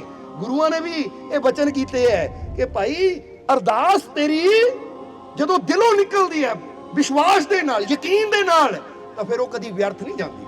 ਪਰ ਇਹ ਹੁਣ ਤੇਰੇ ਤੇ ਹੈ ਕਿ ਤੂੰ ਅਰਦਾਸ ਕਰਨੀ ਕਿਦਾਂ ਦੀ ਹੈ। ਸਮਝਦੇ ਹੋ ਕਿ ਨਹੀਂ? ਇਸ ਲਈ ਕਿਉਂ ਨਹੀਂ ਫਿਰ ਅਸੀਂ ਇਹ ਸੋਚਦੇ ਕਿ ਜਦ ਮੇਰਾ ਮਾਲਿਕ ਮੇਰੇ ਨਾਲ ਹੈ ਤਾਂ ਮੈਨੂੰ ਡਰਨ ਦੀ, ਚਿੰਤਾ ਕਰਨ ਦੀ ਕੋਈ, ਜੇ ਅੱਜ ਮੇਰੇ ਜੀਵਨ 'ਚ ਕੋਈ ਦੁੱਖ ਹੈ, ਕੋਈ ਪਰੇਸ਼ਾਨੀ ਹੈ, ਤਾਂ ਮੈਨੂੰ ਨਿਰਾਸ਼ ਹੋ ਕੇ ਬੈਠਣ ਦੀ ਨਹੀਂ, ਘਬਰਾਉਣ ਦੀ ਲੋੜ ਨਹੀਂ, ਬਲਕਿ ਆਪਣੇ ਮਾਲਿਕ ਤੇ ਵਿਸ਼ਵਾਸ ਕਰਨ ਦੀ ਜ਼ਰੂਰਤ ਹੈ, ਆਪਣੇ ਰੱਬ ਤੇ ਯਕੀਨ ਰੱਖਣ ਦੀ ਲੋੜ ਹੈ। ਅੱਜ ਅਗਰ ਮੇਰੇ ਜੀਵਨ 'ਚ ਮੁਸ਼ਕਿਲ ਹੈ ਤੇ ਇਹਦਾ ਹੱਲ ਵੀ ਜ਼ਰੂਰ ਹੋਏਗਾ, ਹਰ ਮੁਸ਼ਕਿਲ ਦਾ ਅੰਤ ਹੋਏਗਾ। ਇਸ ਕਰਕੇ ਅੱਜ ਤੋਂ ਯਕੀਨ ਰੱਖਣਾ ਹੈ। ਸੋ ਆਪਣੀ ਸੋਚ ਨੂੰ ਬਦਲੀਏ, ਔਰ ਦੂਸਰਾ ਬਦਲੀਏ ਆਪਣੀਆਂ ਆਦਤਾਂ ਨੂੰ, ਕਿਉਂਕਿ ਕਈਆਂ ਨੂੰ ਬੁਰਾ ਖਾਣ ਦੀ ਆਦਤ ਹੁੰਦੀ ਹੈ, ਬੁਰੀਆਂ ਚੀਜ਼ਾਂ ਪੀਣ ਦੀ ਆਦਤ ਹੁੰਦੀ। ਬੰਦਾ ਕਹਿੰਦਾ ਨਾ, ਮੈਨੂੰ ਦਾਰੂ ਪੀਣ ਦੀ ਆਦਤ ਹੈ, ਮੈਨੂੰ ਚਿੱਟੇ ਦੀ ਆਦਤ ਹੈ, ਮੈਨੂੰ ਫਲਾਣੇ ਦੀ ਆਦਤ ਹੈ, ਮੈਨੂੰ ਡੇਰੀ ਨਾਲ ਉੱਠਣ ਦੀ ਆਦਤ ਹੈ, ਰਾਤ ਨੂੰ ਡੇਰੀ ਨਾਲ ਸੌਣ ਦੀ ਆਦਤ ਹੈ। ਸੋ ਇਦਾਂ ਦੀਆਂ ਅਗਰ ਮਾੜੀਆਂ ਆਦਤਾਂ ਰੱਖਾਂਗੇ ਤਾਂ ਇਹ ਵੀ ਸਾਡੇ ਆਉਣ ਵਾਲੇ ਕੱਲ ਨੂੰ ਖਰਾਬ ਹੀ ਕਰਨਗੀਆਂ। ਸਮਝਦੇ ਹੋ? ਜਦੋਂ ਪਰਮਾਤਮਾ ਸਾਨੂੰ ਦੁਨੀਆ ਤੇ ਭੇਜਦਾ ਹੈ ਤਾਂ ਹਰ ਇੱਕ ਬੱਚੇ ਨੂੰ ਇੱਕ ਸਵਸਥ ਸਰੀਰ ਦੇ ਕੇ ਭੇਜਦਾ ਹੈ, ਪਰ ਹੁਣ ਇਹ ਬੱਚੇ ਤੇ ਹੈ ਕਿ ਅੱਛੀਆਂ ਆਦਤਾਂ ਅਪਣਾ ਕੇ, ਮਿਹਨਤ ਕਰਕੇ ਆਪਣੇ ਆਪ ਨੂੰ ਹੋਰ ਵੀ ਫਿੱਟ ਬਣਾ ਸਕਦਾ ਹੈ, ਤਾਂ ਬੁਰੀਆਂ ਆਦਤਾਂ ਅਪਣਾ ਕੇ ਆਪਣੇ ਆਪ ਨੂੰ ਬਿਮਾਰੀ ਦਾ ਘਰ ਵੀ ਬਣਾ ਸਕਦਾ ਹੈ। ਕਿਉਂਕਿ ਇਨਸਾਨ ਦੇ ਜੈਸੀਆਂ ਆਦਤਾਂ ਹੋਣੀਆਂ ਹੈ, ਜਿੱਦਾਂ ਦੱਸਿਆ, ਜਿੱਦਾਂ ਦੀ ਚੀਜ਼ ਬਰਤਨ 'ਚ ਜਾਣੀ ਹੈ, ਫਿਰ ਸਬਜ਼ੀ ਵੀ ਉਦਾਂ ਦੀ ਤਿਆਰ ਹੋਣੀ ਹੈ। ਜੇ ਆਪਣੀ ਬਾਡੀ ਅੰਦਰ ਅੱਛਾ ਪਾਵਾਂਗੇ ਤਾਂ ਸਾਡਾ ਸਰੀਰ ਵੀ, ਸਾਡੀ ਸਿਹਤ ਵੀ ਅੱਛੀ ਹੁੰਦੀ ਚਲੀ ਜਾਏਗੀ। ਇਸ ਲਈ ਆਦਤ ਵੀ ਅੱਛੀ ਰੱਖੀਏ। ਸਮਝਦੇ ਹੋ ਕਿ ਨਹੀਂ? ਇਹਲੇ ਮਾੜੀਆਂ ਆਦਤਾਂ ਦਾ ਤਿਆਗ ਕਰੀਏ, ਨਿੰਦਿਆ ਦਾ ਤਿਆਗ ਕਰੀਏ, ਚੁਗਲੀ ਦਾ ਤਿਆਗ ਕਰੀਏ, ਨਸ਼ਿਆਂ ਦਾ ਤਿਆਗ ਕਰੀਏ, ਔਰ ਅੱਛੀਆਂ ਆਦਤਾਂ ਅਪਣਾਈਏ। ਔਰ ਅਗਰ ਇੰਨਾ ਹੀ ਤੁਸੀਂ ਕਰ ਲਵੋ ਨਾ ਕਿ ਸ਼ਾਮ ਨੂੰ ਟਾਈਮ ਨਾਲ ਸੋਈਏ, ਤਾਂ ਸਵੇਰ ਨੂੰ ਅੰਮ੍ਰਿਤ ਵੇਲੇ ਉੱਠ ਕੇ ਸਭ ਤੋਂ ਪਹਿਲਾਂ ਆਪਣੇ ਪ੍ਰਭੂ ਦਾ ਨਾਮ ਲਈਏ। ਕਿਉਂਕਿ ਅੰਮ੍ਰਿਤ ਵੇਲਾ ਇੱਕ ਵਾਤਾਵਰਨ ਹੀ ਐਸਾ ਹੁੰਦਾ ਕਿ ਜਿਹੜਾ ਉੱਠ ਕੇ ਬੈਠ ਜਾਂਦਾ ਨਾ, ਇਹ ਗੱਲ ਤੁਹਾਨੂੰ ਰਾਜ ਦੀ ਦੱਸ ਦਈਏ ਕਿ ਅੰਮ੍ਰਿਤ ਵੇਲੇ ਕਾਸਮਿਕ એનર્ਜੀ, ਜਿਹਨੂੰ ਵਿਗਿਆਨ ਕਹਿੰਦਾ ਹੈ ਕਾਸਮਿਕ એનર્ਜੀ, ਔਰ ਜਿਹਨੂੰ ਗੁਰੂਆਂ ਰਹਿਬਰਾਂ ਨੇ ਕਿਹਾ ਹੈ ਰੂਹਾਨੀ ਤਾਕਤ, ਅੰਮ੍ਰਿਤ ਵੇਲੇ ਕਾਸਮਿਕ એનર્ਜੀ ਸਭ ਤੋਂ ਜ਼ਿਆਦਾ ਬ੍ਰਹਿਮੰਡ ਤੋਂ ਧਰਤੀ ਤਰਫ ਉਤਰਦੀ ਹੈ। ਔਰ ਸਾਡਾ ਇਹ ਜਿਹੜਾ ਨਾ ਆ ਜਿਹੜਾ ਸਿਰ ਦਾ ਹਿੱਸਾ ਹੈ, ਇਹਨੂੰ ਬ੍ਰਹਮ ਰੰਧਰ ਕਿਹਾ ਜਾਂਦਾ ਹੈ, ਜਿੱਥੇ ਸਹਿਜ ਦਲ ਕਮਲ ਹੈ। ਜਰਾ ਸਮਝਣਾ ਕਿ ਅਗਰ ਇਨਸਾਨ ਅੰਮ੍ਰਿਤ ਵੇਲੇ 4 4:30 ਵਜੇ ਉੱਠ ਕੇ ਹੱਥ ਮੂੰਹ ਧੋ ਕੇ ਬਹਿ ਜਾਵੇ ਨਾ, ਬਹਿ ਕੇ ਸਿਮਰਨ ਕਰੇ, ਇਹ ਸਿਰ ਵਾਲਾ ਪਾਸਾ ਆਕਾਸ਼ ਦੀ ਤਰਫ ਰਵੇ, ਤੇ ਇਨਸਾਨ ਬਹੁਤ ਜ਼ਿਆਦੀ ਮਾਤਰਾ 'ਚ ਕਾਸਮਿਕ એનર્ਜੀ ਨੂੰ ਖਿੱਚਦਾ ਆਪਣੇ ਅੰਦਰ, ਔਰ ਉਹਦਾ ਇਨਸਾਨ ਨੂੰ ਬਹੁਤ ਜ਼ਿਆਦਾ ਲਾਭ ਹੁੰਦਾ ਹੈ। ਉਹ ਟਾਈਮ ਸੌਣ ਦਾ ਨਹੀਂ ਹੁੰਦਾ, ਕਿਉਂਕਿ ਉਸ ਜਦੋਂ ਆਪਾਂ ਲੇਟੇ ਹੁੰਦੇ ਸਮਝ ਲਓ એનર્ਜੀ ਇਧਰੋਂ ਆ ਰਹੀ ਹੈ, ਔਰ ਅਸੀਂ ਲੇਟੇ ਆ, ਸਾਡਾ ਸਿਰ ਗ੍ਰਹਿਣ ਕਰਨ ਵਾਲਾ, ਇਹਨੂੰ ਇਦਾਂ ਸਮਝ ਲਓ ਬਾਰਿਸ਼ ਹੋ ਰਹੀ ਤਾਂ ਘੜੇ ਦਾ ਮੂੰਹ ਇਦਾਂ ਆ ਤਾਂ ਭਰੇਗਾ ਉਹ। ਹੁਣ ਜੇ ਬਾਰਿਸ਼ ਉੱਪਰੋਂ ਆ ਰਹੀ ਤਾਂ ਘੜੇ ਦਾ ਮੂੰਹ ਸਿੱਧਾ ਕਰ ਦਿਓ, ਭਰਨਾ ਸ਼ੁਰੂ ਹੋ ਜਾਏਗਾ। ਉਹ ਜਿਹੜੇ ਵੇਲੇ ਸਭ ਤੋਂ ਜ਼ਿਆਦਾ ਅੰਮ੍ਰਿਤ ਵਰਸ ਰਿਹਾ ਹੈ, ਸਭ ਤੋਂ ਜ਼ਿਆਦਾ એનર્ਜੀ ਪ੍ਰਿਥਵੀ ਨੂੰ ਪ੍ਰਾਪਤ ਹੋ ਰਹੀ ਹੈ, ਉਸ ਵੇਲੇ ਅਸੀਂ ਸਿਰ ਸੱਟ ਕੇ ਲੰਮੇ ਪਏ ਹਾਂ। ਤਾਂ ਫਿਰ ਬੰਦਾ ਕਹਿੰਦਾ ਜੀ ਸਾਰਾ ਦਿਨ ਨਾ ਮੈਨੂੰ ਥਕਾਵਟ ਰਹਿੰਦੀ ਹੈ, ਬਿਮਾਰੀਆਂ ਘੇਰਾ ਪਾ ਕੇ ਬਹਿ ਜਾਂਦੀਆਂ ਹੈ, ਜਾਂ ਮੈਨੂੰ ਦੁੱਖ ਬੜੇ ਆਉਂਦੇ ਹੈ, ਚਿੰਤਾਵਾਂ, ਤਾਂ ਹੋਣਾ ਹੀ ਹੈ, ਕਿਉਂਕਿ ਜਿਹੜਾ ਟਾਈਮ એનર્ਜੀ ਨੂੰ ਲੈਣ ਦਾ ਉਹ ਟਾਈਮ ਤੇ ਤੂੰ ਸੁੱਤਾ ਪਿਆ ਹੈ। ਅਗਰ ਉਹੀ ਟਾਈਮ ਬੈਠ ਕੇ એનર્ਜੀ ਲਵੇਂ ਤਾਂ ਸਾਰਾ ਦਿਨ ਤੂੰ ਇਦਾਂ ਦੌੜੇਗਾ ਜਿੱਦਾਂ ਸਵੇਰ ਨੂੰ ਮੋਬਾਈਲ ਚਾਰਜ ਕਰ ਲਓ ਔਰ ਸ਼ਾਮ ਤੱਕ ਲੋੜ ਪੈਂਦੀ ਨਹੀਂ। ਬੰਦਾ ਕਹਿੰਦਾ ਬੈਟਰੀ ਫੁੱਲ ਹੈ। ਆਦਤ ਬਣਾਓ ਆਪਣੀ, ਔਰ ਇਹ ਕਿੱਦਾਂ ਹੋਏਗਾ? ਸ਼ਾਮ ਨੂੰ ਬੰਦਾ 9 ਵਜੇ ਤੱਕ ਕੋਸ਼ਿਸ਼ ਕਰੇ, 9 9:30 ਵਜੇ ਤੱਕ ਮੈਂ ਆਰਾਮ ਕਰਨ ਦੀ ਆਦਤ ਬਣਾਵਾਂ, ਤਾਂ ਕਿ ਸਵੇਰੇ 4 ਵਜੇ ਤੱਕ ਮੈਂ ਉੱਠ ਕੇ ਸਿਮਰਨ ਤੇ ਬੈਠ ਸਕਾਂ। ਇਹਨੂੰ ਕਹਿੰਦੇ ਅੰਮ੍ਰਿਤ ਵੇਲਾ ਸੱਚ ਨਾਉ ਵਡਿਆਈ ਵਿਚਾਰ। ਪਰ ਉਹ ਟਾਈਮ ਕੀ ਕਰਦਾ? ਬੰਦੇ ਦੀ ਅੱਖੀ 7 ਵਜੇ ਖੁੱਲਦੀ ਹੈ, 8 ਵਜੇ ਖੁੱਲਦੀ ਹੈ, ਕਿਉਂਕਿ ਜਿੱਦਾਂ ਦੱਸੀਦਾ ਕਿ ਰਾਤ ਨੂੰ ਸੋਣਾ ਤਾਂ ਉਦੋਂ ਜਦੋਂ ਮੋਬਾਈਲ ਦੀ ਬੈਟਰੀ ਖਤਮ ਹੋ ਜਾਵੇ, ਨਹੀਂ ਤਾਂ ਜਦੋਂ ਤੱਕ ਮੋਬਾਈਲ ਚਾਰਜ ਚੱਲ ਰਿਹਾ ਉਦੋਂ ਤੱਕ ਚਾਹੇ ਫਿਲਮ ਦੇਖੀ ਜਾਓ, ਚਾਹੇ ਚੈਟ ਕਰੀ ਜਾਓ, ਉਹ ਚਾਹੇ ਦੇਖਿਆ ਕਿ ਕੁਝ ਵੀ ਨਾ ਕਰੋ ਨਾ, ਉਦੋਂ ਹੀ ਫੇਸਬੁੱਕ ਤੇ ਬੰਦਾ ਐ ਕਰਕੇ ਲੱਗਾ ਰਹਿੰਦਾ, ਆ ਕੀ ਆ ਗਿਆ, ਆ ਕੀ ਆ ਗਿਆ, ਫਲਾਨਾ ਕੀ ਕਰ ਰਿਹਾ, ਫਲਾਨਾ ਕੀ ਕਰ ਰਿਹਾ। ਦੂਜਿਆਂ ਨੂੰ ਦੇਖਦੇ ਦੇਖਦੇ ਬੰਦਾ ਆਪਣੀ ਜ਼ਿੰਦਗੀ ਖਰਾਬ ਕਰ ਲੈਂਦਾ ਹੈ। ਹਾਲਾਂਕਿ ਉਹ ਟਾਈਮ ਵਿੱਚ ਬੰਦਾ ਆਪਣੇ ਵਾਸਤੇ ਬਹੁਤ ਕੁਝ ਅੱਛਾ ਲੋਕ ਕਰਦੇ ਰਹਿੰਦੇ। ਤੁਸੀਂ ਤਾਂ ਨਹੀਂ ਤਾਂ ਕਰਦੇ, ਮੋਬਾਈਲ ਲੈ ਕੇ ਬੈਠਾ ਰਹਿੰਦਾ ਬੰਦਾ, ਆ ਥੱਲੇ ਕੀ, ਆ ਵੀਡੀਓ ਕੀ ਹੈ। ਹੁਣ ਕੋਈ ਉਲਟੀਆਂ ਸਿੱਧੀਆਂ ਹਰਕਤਾਂ ਕਰ ਰਿਹਾ, ਕੋਈ ਕੁਛ ਕਰ ਰਿਹਾ, ਪਰ ਤੁਸੀਂ ਦੇਖ ਦੇਖ ਕੇ ਬਸ ਆਪਣਾ ਟਾਈਮ ਖਰਾਬ ਕਰ ਰਹੇ ਹੋ। ਹਾਲਾਂਕਿ ਇਹ ਟਾਈਮ ਇੰਨਾ ਕੀਮਤੀ ਹੈ। ਫਿਰ ਕਹਾਂਗੇ ਕਿ ਵਕਤ ਦੀ ਕਦਰ ਕਰੋ, ਕਿਉਂਕਿ ਵਕਤ ਬਹੁਤ ਕੀਮਤੀ ਹੈ। ਜੇ ਇੱਕ ਵਾਰ ਵਕਤ ਗੁਜ਼ਰ ਗਿਆ ਤਾਂ ਵਕਤ ਦੇ ਕੋਲ ਵੀ ਇੰਨਾ ਵਕਤ ਹੈ ਨਹੀਂ ਕਿ ਤੁਹਾਨੂੰ ਦੁਬਾਰਾ ਵਕਤ ਦੇ ਦੇਵੇ। ਇਹ ਯਾਦ ਰੱਖੋ, ਇਹ ਵਕਤ ਕੋਲ ਵੀ ਇੰਨਾ ਵਕਤ ਹੈ ਨਹੀਂ ਕਿ ਤੁਸੀਂ ਕਹੋ ਮੈਨੂੰ ਦੁਬਾਰਾ ਟਾਈਮ ਦੇ ਦੇ, ਤੁਹਾਨੂੰ ਦੇ ਦੇਵੇ। ਇਹਨਾਂ ਦੇਣਾ ਹੀ ਨਹੀਂ, ਜਿਹੜਾ ਗੁਜ਼ਰ ਗਿਆ। એટલે ਇੱਕ ਇੱਕ ਪਲ ਨੂੰ ਏਦਾਂ ਸਮਝੋ ਕਿ ਲਾਲਾਂ ਤੋਂ ਵੀ ਕੀਮਤੀ ਹੈ। ਤਾਂ ਹੀ ਤਾਂ ਕਬੀਰ ਸਾਹਿਬ ਕਹਿੰਦੇ ਸਵਾਸ ਸਫਲ ਸੋ ਜਾਣੀਏ ਜੋ ਸਿਮਰਨ ਮੇ ਜਾਏ, ਔਰ ਸਵਾਸ ਜੂ ਹੀ ਗਏ ਕਰ ਕਰ ਬਹੁਤ। ਉਹ ਕਹਿੰਦੇ ਸਵਾਸ ਉਹੀ ਸਫਲ ਹੈ ਜਿਹੜਾ ਸਿਮਰਨ 'ਚ ਚਲਾ ਜਾਵੇ। ਇਸ ਲਈ ਆਪਣੀਆਂ ਆਦਤਾਂ ਅੱਛੀਆਂ ਬਣਾਈਏ, ਆਪਣੀ ਸੋਚ ਨੂੰ ਅੱਛਾ ਰੱਖੀਏ, ਔਰ ਆਪਣੀ ਕਰਨੀ ਨੂੰ ਵੀ ਅੱਛਾ ਬਣਾਈਏ। ਔਰ ਫਿਰ ਕਹਾਂਗੇ ਜੇ ਸੋਚ ਅੱਛੀ ਹੈ, ਆਦਤ ਅੱਛੀ ਹੈ, ਤਾਂ ਕਰਨੀ ਆਪਣੇ ਆਪ ਹੀ ਅੱਛੀ ਹੋਣੀ ਸ਼ੁਰੂ ਹੋ ਜਾਂਦੀ ਹੈ। ਤਾਂ ਜਦੋਂ ਇਨਸਾਨ ਦੀਆਂ ਤਿੰਨੇ ਚੀਜ਼ਾਂ ਅੱਛੀਆਂ ਹੋ ਜਾਂਦੀਆਂ ਤਾਂ ਫਿਰ ਆਉਣ ਵਾਲਾ ਕੱਲ ਤਾਂ ਫਿਰ ਇਨਸਾਨ ਨੂੰ ਬੇਫਿਕਰ ਟੈਨਸ਼ਨ ਫ੍ਰੀ ਰਹੋ, ਕਿਉਂਕਿ ਜੇ ਸੋਚ ਅੱਛੀ ਹੈ, ਆਦਤਾਂ ਅੱਛੀਆਂ ਹੈ, ਕਰਮ ਅੱਛੇ ਹੈ, ਤਾਂ ਆਉਣ ਵਾਲਾ ਕੱਲ ਆਪੇ ਹੀ ਅੱਛਾ ਹੋ ਜਾਏਗਾ। ਫਿਰ ਫਿਕਰ ਕਰਨ ਦੀ ਲੋੜ ਹੀ ਕੋਈ ਨਹੀਂ। ਇਸ ਲਈ ਆਪਣੇ ਰੱਬ ਤੇ, ਆਪਣੇ ਮਾਲਿਕ ਤੇ ਪੂਰਾ ਯਕੀਨ ਰੱਖੀਏ, ਵਿਸ਼ਵਾਸ ਰੱਖੀਏ ਕਿ ਅਗਰ ਅੱਜ ਮੇਰੇ ਜੀਵਨ 'ਚ ਕੋਈ ਮੁਸ਼ਕਿਲ ਹੈ ਤੇ ਇਹਦਾ ਹੱਲ ਵੀ ਹੈ। ਬਸ ਜ਼ਰੂਰਤ ਹੈ अपने मालिक पे विश्वास करने दी। फिर कमांगे कि जो अपने मालिक के बताए रास्ते पर चलता है उसके लिए हर मुश्किल में से रास्ता निकलता है।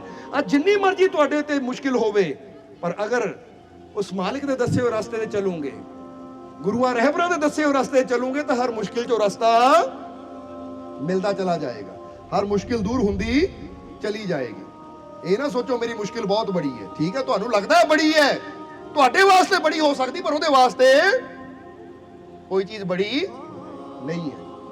समझदे हो कि नहीं? इसलिए तो इशारे किए गुरुआं रहबरां ने, जरा समझ लेना सारिਆਂ ने। जिदा तुसीं देखदे ना श्री कृष्ण की तस्वीर के गोवर्धन पर्वत नूं उंगल ते चक्किया है, वो इशारा की है कि अगर अपने प्रभु ते विश्वास रखिए तो जिन्हों बंदा कहता दुखों का पहाड़, वो इन्नी ताकत दे दिंदा कि दुखों के पहाड़ नूं भी तुसीं तां चिच्ची उंगली ते चक सकदे हो। जिदा बंदा चिच्ची उंगली का काम है मेरा, इहदा बाएं हाथ का काम है मेरा। अगर विश्वास है अपने प्रभु ते परमात्मा ते कि वो मेरे नाल है तो फिर इंसान बड़े तो बड़े पहाड़ों तो भी दुखों दियां तो डरदा नहीं है, बल्कि पता हुंदा है कि दुखों का पहाड़ भी है ना तो मेरे नालों शक्ति है कि पहाड़ भी चक के साइड ते कर देवांगे। चिंता कादी है? अपनी हिम्मत नूं इन्ना बुलंद रखिए, अपने विश्वास नूं इन्ना बुलंद रखिए, कमजोर ना समझिए अपने आप नूं, कल्ले ना समझिए अपने आप नूं। एक गल दा यकीन सदा रखिए कि मैं शक्तिशाली परमात्मा दी शक्तिशाली संतान हां और मैं किते भी चला जावां ओ मेरा परम पिता परमात्मा हमेशा मेरे नाल है। तो जे ओ मेरे नाल है तो किते मेरी हार हो ही नहीं सकती। मैनूं पूरा यकीन है कि मैं जीतने के लिए पैदा हुआ हूं और जीत कर दिखाऊंगा। भरोसा है मुझे अपने मालिक पर, मैं अपनी मंजिल पाऊंगा। ये विश्वास रखो अपने अंदर कि कोई पिता नहीं कदी चाहता मेरी औलाद हारे। वो कहते मैं तेरे नाल है, कोशिश तो ਤੈਨੂੰ ਹੀ ਕਰਨੀ ਪੈਣੀ ਹੈ। ਸੋ ਤੁਸੀਂ ਵੀ ਆਪਣੇ ਮਾਲਿਕ ਤੇ ਵਿਸ਼ਵਾਸ ਰੱਖੋ, ਹਾਰ ਨਹੀਂ ਕਦੀ ਮੰਨਣੀ, ਹਿੰਮਤ ਨਹੀਂ ਕਦੀ ਹਾਰਨੀ, ਭਰੋਸਾ ਰੱਖਣਾ ਹੈ। ਅੱਜ ਕੋਈ ਵੀ ਮੁਸ਼ਕਿਲ ਹੈ ਤਾਂ ਨਿਰਾਸ਼ ਹੋ ਕੇ, ਉਦਾਸ ਹੋ ਕੇ ਬੈਠਣ ਦੀ ਲੋੜ ਨਹੀਂ, ਰੋਣ ਦੀ ਲੋੜ ਨਹੀਂ, ਬਸ ਯਕੀਨ ਦੀ ਲੋੜ ਹੈ। ਜੇ ਮੁਸ਼ਕਿਲ ਹੈ ਤਾਂ ਉਹਦਾ ਹੱਲ ਵੀ ਹੈ। ਔਰ ਜਿਸ ਤਰ੍ਹਾਂ ਦੱਸੀਦਾ ਹੈ ਕਿ ਮੇਰਾ ਮਾਲਿਕ ਜਿਹਦੇ ਵੱਲ ਹੈ ਉਹਦੀ ਹਰ ਮੁਸ਼ਕਿਲ ਦਾ, ਜਿਹਦੇ ਵੱਲ ਉਹ ਮਾਲਿਕ ਹੈ ਉਹ ਹਰ ਮੁਸ਼ਕਿਲ ਦਾ ਹੱਲ ਵੀ ਹੈ। ਇਸ ਲਈ ਅੱਜ ਤੋਂ ਚਿੰਤਾ ਛੱਡੀਏ ਔਰ ਆਓ ਹੁਣ ਆਖਰਲੇ ਵਚਨਾਂ ਵਿੱਚ ਵਿਸ਼ਵਾਸ ਨਾਲ ਕਹਿ ਦਈਏ ਕਿ ਮੈਨੂੰ ਆਪਣੇ ਮਾਲਿਕ ਤੇ ਪੂਰਾ, ਮੈਨੂੰ ਆਪਣੇ ਮਾਲਿਕ ਤੇ ਪੂਰਾ, ਮੈਨੂੰ ਆਪਣੇ ਮਾਲਿਕ ਤੇ ਪੂਰਾ, ਮੇਰੀਆਂ ਝੋਲੀਆਂ ਖੁਸ਼ੀਆਂ ਨਾਲ। ਕਿਉਂਕਿ ਤੁਹਾਡੀ ਅਰਦਾਸ ਹੈ ਦਿਲ ਦੀ, ਔਰ ਬਿਰਥੀ ਕਦੇ ਨਾ ਹੋਈ ਜਨ ਕੀ ਅਰਦਾਸ। ਇਹ ਸਮਝੋ ਸਤਸੰਗ ਚ ਕਹਿੰਦੇ ਨਾ ਵਿੱਚ ਸੰਗਤ ਹਰ ਪ੍ਰਭ ਬਸੇ ਜੀਓ, ਕਿ ਇਸ ਲਈ ਜੋ ਤੁਸੀਂ ਬੋਲ ਰਹੇ ਹੋ ਇੱਕ ਅਰਦਾਸ ਹੈ ਤੁਹਾਡੀ ਜੋ ਰੱਬ ਦੇ ਘਰ ਤੱਕ ਜਾਣੀ ਹੈ। ਇਸ ਲਈ ਕਹਿ ਦਿਓ ਵਿਸ਼ਵਾਸ ਨਾਲ ਕਿ ਮੇਰੀਆਂ ਝੋਲੀਆਂ ਖੁਸ਼ੀਆਂ ਨਾਲ, ਮੇਰੀਆਂ ਝੋਲੀਆਂ ਖੁਸ਼ੀਆਂ ਨਾਲ, ਮੇਰੀਆਂ ਝੋਲੀਆਂ ਖੁਸ਼ੀਆਂ ਨਾਲ, ਮੇਰੇ ਸਾਰੇ ਦੁੱਖ ਦੂਰ, ਮੇਰੇ ਸਾਰੇ ਦੁੱਖ ਦੂਰ, ਮੇਰੇ ਸਾਰੇ ਦੁੱਖ ਦੂਰ। ਮੇਰਾ ਮਾਲਿਕ ਮੇਰੇ, ਮੇਰਾ ਮਾਲਿਕ ਮੇਰੇ, ਮੇਰਾ ਮਾਲਿਕ ਮੇਰੇ।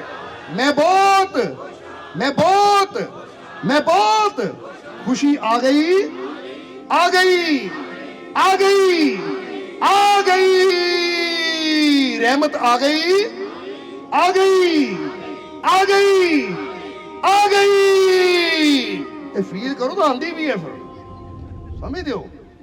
और ये भी है कि मेरी हिम्मत बढ़ गई, क्योंकि हिम्मत बढ़ानी जरूरी है। बड़िया बड़िया मुश्किलों को पार करना है, बड़िया बड़िया बुलंदियां तक पहुंचना, तो वही पहुंच सकते जिन्हां दी हिम्मत बुलंद होवे।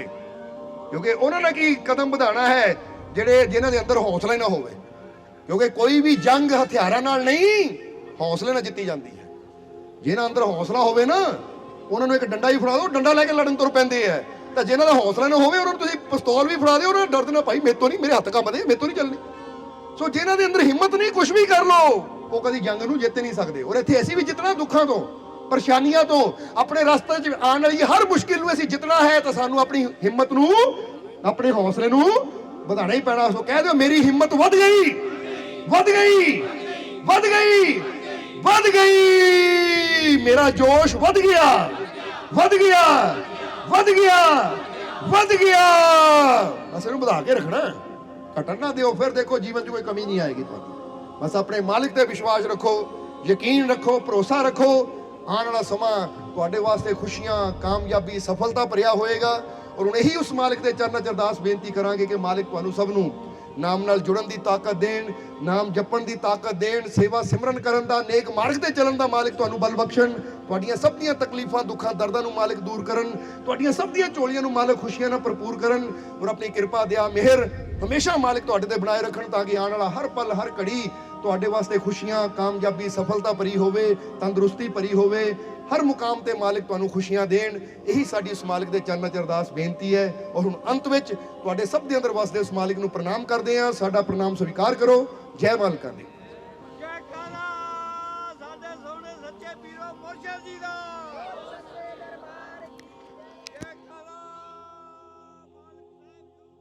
वीडियो अच्छी लगी हो तो कृपया इसे शेयर जरूर करें। आपके शेयर करने से अगर किसी की जिंदगी में अच्छा बदलाव आता है, पॉजिटिव चेंज आती है, तो ये भी आपकी तरफ से किया गया एक नेक कर्म होगा, एक सेवा होगी। तो वीडियो को शेयर जरूर करें। और वीडियो देखने के लिए सर्व संजय दरबार कांटियां शरीफ यूट्यूब चैनल को सब्सक्राइब करें और फेसबुक पेज को फॉलो करना ना भूलें। जय माता दी।